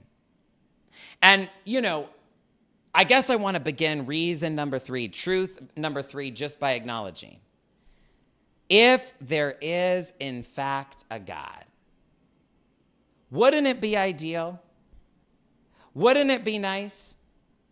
Wouldn't it be the best possible scenario if we had a God that understood exactly what it felt like to be us, to be human? This is maybe a funny reference, and some of you will understand this and appreciate this. Some of you will not, but there's a big name in the, we'll call it the personal development meets spirituality space. There's a big name called Abraham Hicks. And there's a non-human entity that the understanding is getting translated, downloaded, channeled through a couple of human beings. Now it's one human being. And I'm not going to get into all of that because I know some of you know who I'm talking about. Some of you do not know who I'm talking about. That's not the point. But I remember one time hearing somebody say, there's a limitation. As much as people love Abraham Hicks, there's a limitation that you've got to keep in mind. Because Abraham Hicks is a non-human entity, meaning Abraham Hicks does not understand what it's like to be human. So Abraham Hicks can speak to consciousness, Abraham Hicks can speak to frequency, Abraham Hicks can speak to all these different things, but I will never forget hearing somebody say, remember this limitation though. Abraham Hicks is a non-human entity. So Abraham Hicks does not understand what it's like to be human. I think that's so interesting. And again, I don't want to go on a long tangent here, but it makes sense to me that there can be messages in the spiritual world that have a lot of truth to them, that have a lot of value to them, that have a lot of validity to them. And yet, there's a disconnect. And could it be that part of the disconnect is that this teaching doesn't understand the nuances of being human? Could it be that many of the messages that are out there, where there can be a gap, where there can be a disconnect, is that the humanity piece was not accounted for? So what about when we're tired? What about when we're hungry? What about when we're not in a good mood? What about when we're triggered? What about when we're grieving and we're missing somebody intensely and we need to feel it? We can try to make everything spiritual. We can try to look at everything only intellectually, and we can try to talk about everything in terms of just thought and ideas and frequency. But What about the reality of being human, the experience of being human? I go back to my hypothetical question. If there was to be a divine love, a divine presence, a divine intelligence, wouldn't it be ideal if it fully understood what it was to be human? Rather than that being something that it couldn't relate to, couldn't understand, couldn't direct us with any knowledge or firsthand experience about, wouldn't it be ideal if the divine knew exactly what it felt like to be human? And by the way, I will just say here, I am happy to report that I think the modern spirituality world is moving in this direction already and overall in the collective, that people realize your lived, embodied human experience matters. Your body matters. Your nervous system matters. Your breath matters. Releasing the trauma that your cells have memory of matters. I think as a whole, we're moving in this direction, and I am so happy to hear it and to see it. But this is reason number 3 for me, and this is something that I find so compelling about Jesus, is that he fully understands what it's like to be human. In fact, I take it a step further, as you heard me say in the truth, that in fact, Jesus shows us how to be fully human and gives us a human connection to the divine. You know, this is a very mysterious thing, and I will mention here, The Shack is a book that is written as a novel, that is written as fiction, but provides so many helpful insights about all of this. I strongly recommend. I also want to mention another book that I've enjoyed along these lines is The Genius of Jesus by Erwin McManus. Once again, The Genius of Jesus by Erwin McManus, which is a book all about the humanity of Jesus. And I think there's something so profound there that often gets missed in religion, where Jesus is only looked at as divine. But the human part gets missed, and yet the human part is so significant. One of the things I love about the stories of Jesus is all of the humanness that comes through. For example, there is a story where Jesus shows up to some dear friends that are waiting on him and waiting on him in an emergency and waiting on him in a, what appears to be an urgent situation. And Jesus shows up later than they wanted him to. And the friends are upset. They are disappointed. They are, we could even say, a little devastated because it feels like they missed their chance. It feels like Jesus showed up too late. And I remember hearing somebody say, isn't it wild to realize Jesus allowed himself to build friendships and to build intimacy and connection with people and to let people into his life and vice versa to such a degree that they could be disappointed in him. What a human thing. Jesus put himself in a position where people he dearly loved and cared about would be disappointed in him. And by the way, when we think back to truth number 1 about Jesus giving us a photograph of God, I pray that that comforts you and encourages you and reassures you today. If you've ever felt disappointed with God, if you've ever felt angry with God, if you've ever felt confused about how and why and for what reason God did or didn't show up in XYZ way, may this encourage you today that God can handle that. Jesus gives us a picture, an image, a photograph of a God who can handle people's disappointment. And so there's such a humanness there in the story. But I also want to point out in that same story, we are told Jesus knows the end of the story. He knows that it's all going to be okay. He knows that there really is no crisis. He knows that there really is no emergency. He knows that it really is going to end well.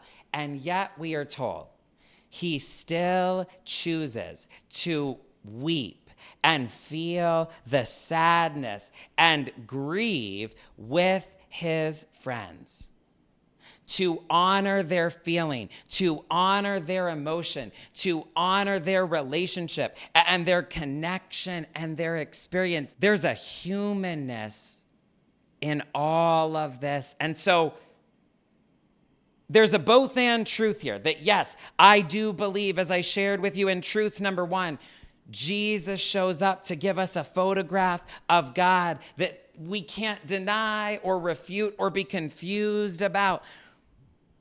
But I also equally believe Jesus shows up to be a demonstration of what it means to be fully human. The best way to be human, the best version of being human. And so we see that the best way to be human is to forgive even when it does not make sense. The best way to be human is to give generously. The best way to be human is not to judge anyone else with a standard we don't want applied to ourselves. The best way to be human is never to seek retaliation or revenge.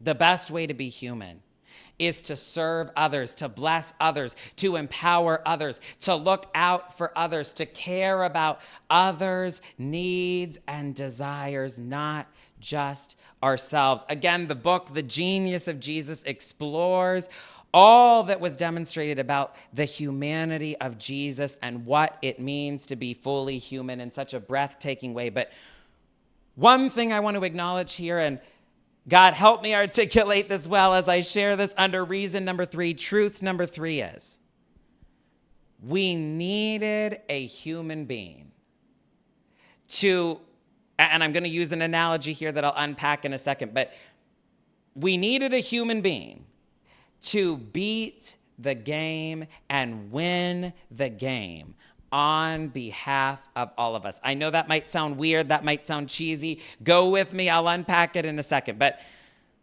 let's get nerdy, let's talk theology and philosophy for a moment here, right?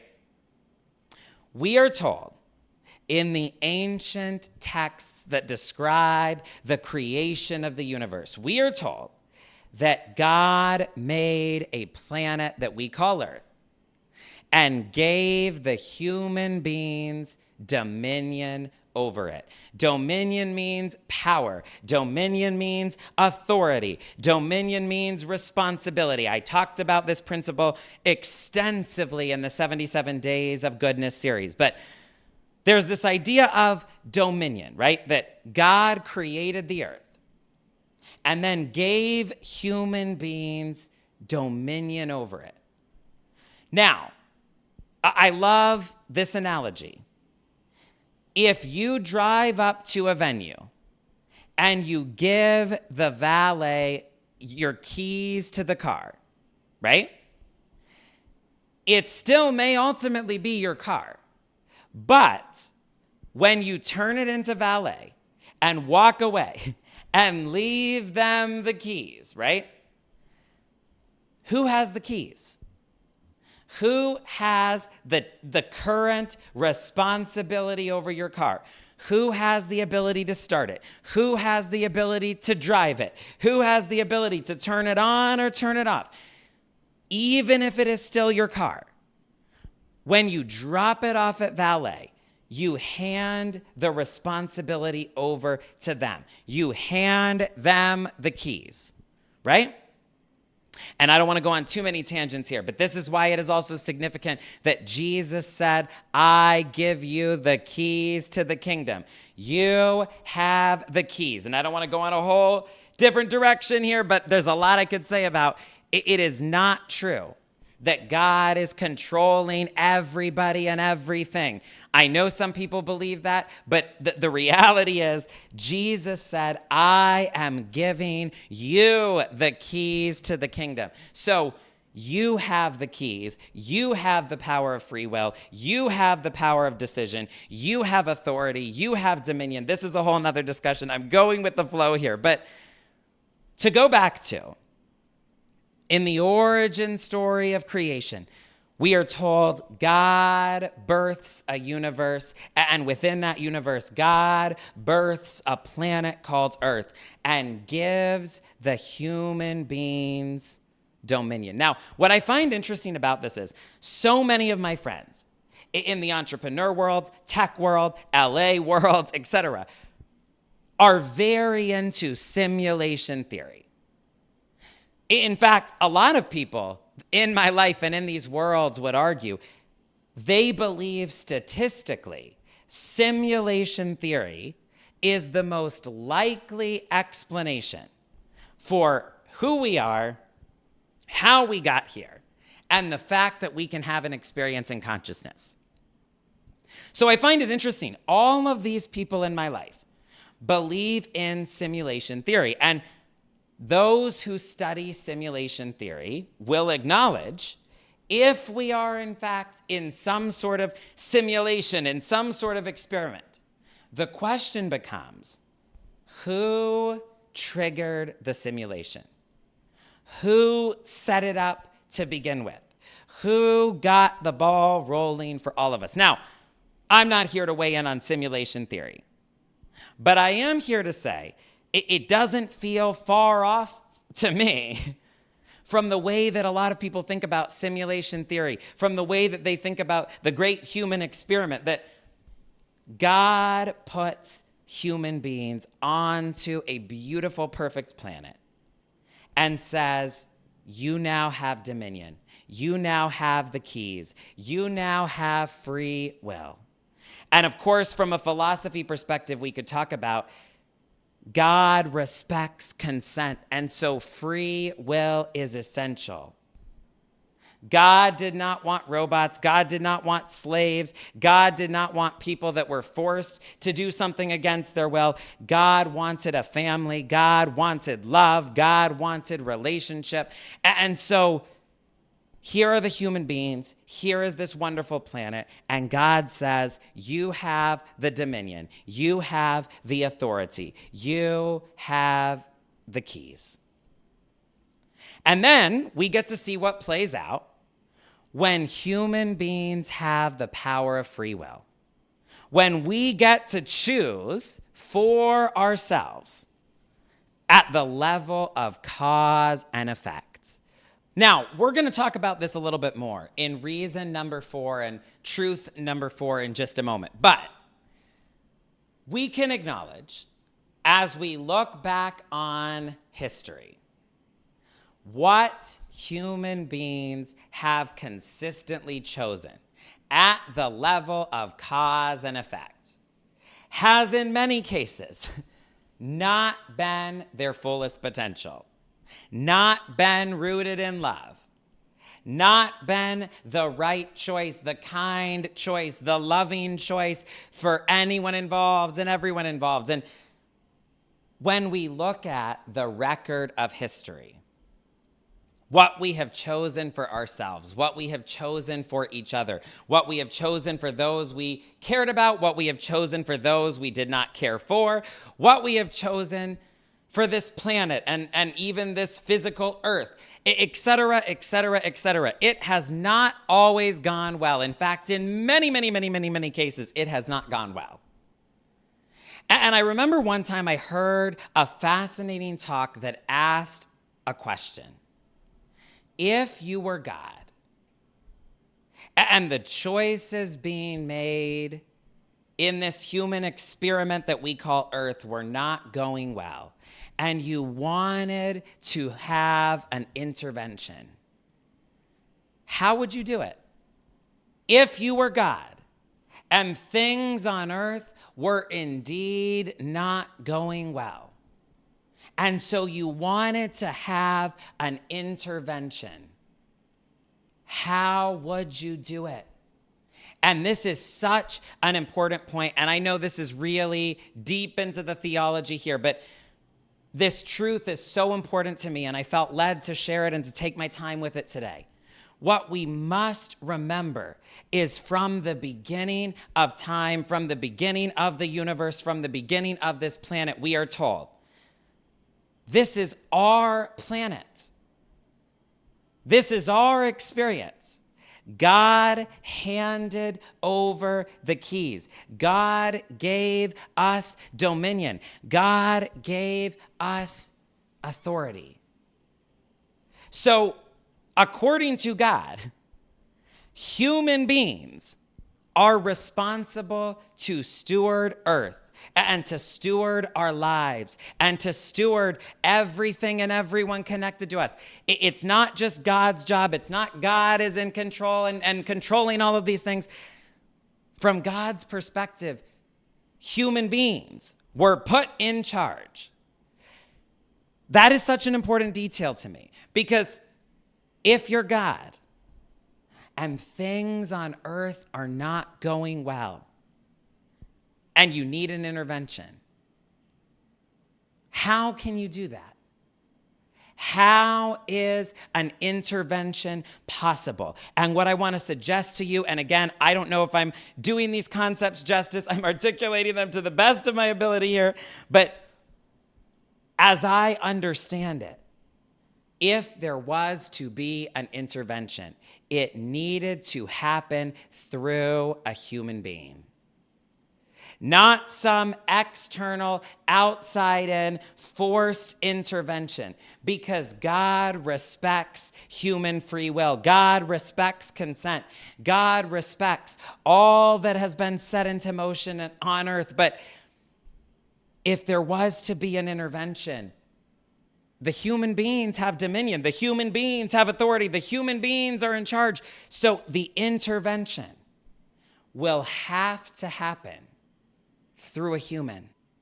Stefan here from the future, interrupting this broadcast because we are out of time in this video. But part 2 is already done, already recorded, and already available for you now. So there will be a link in this video and in this episode description, wherever you happen to be listening, so that you can continue this conversation with me.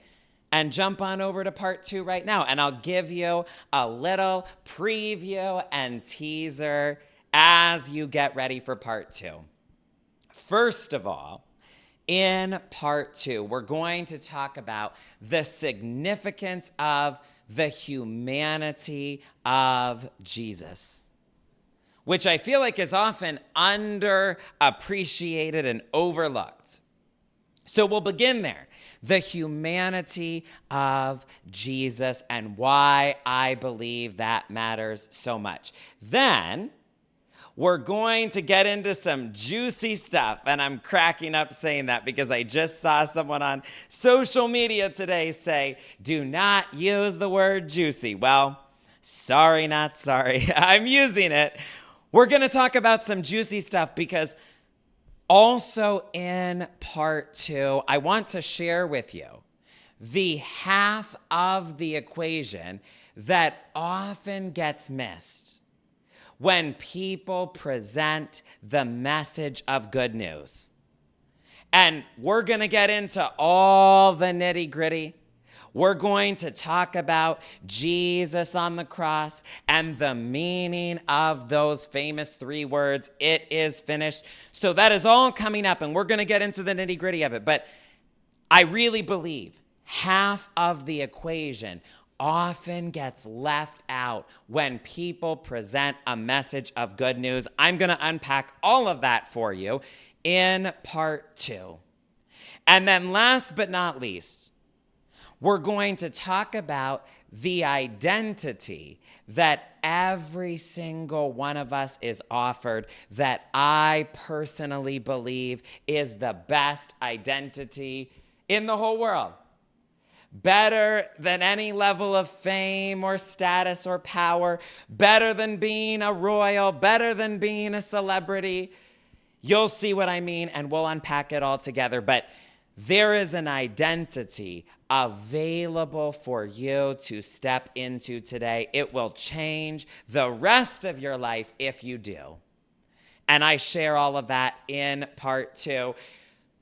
Trust me when I say I get emotional and in my feels towards the end, but it is a really special moment, and I know you will be glad that you stuck with me to hear it all the way till the end. So I'm going to leave it here for part 1. Thank you for being here. If you haven't yet, take a second to like this video, subscribe to the channel, and turn on notifications. Hit that bell. You know what to do.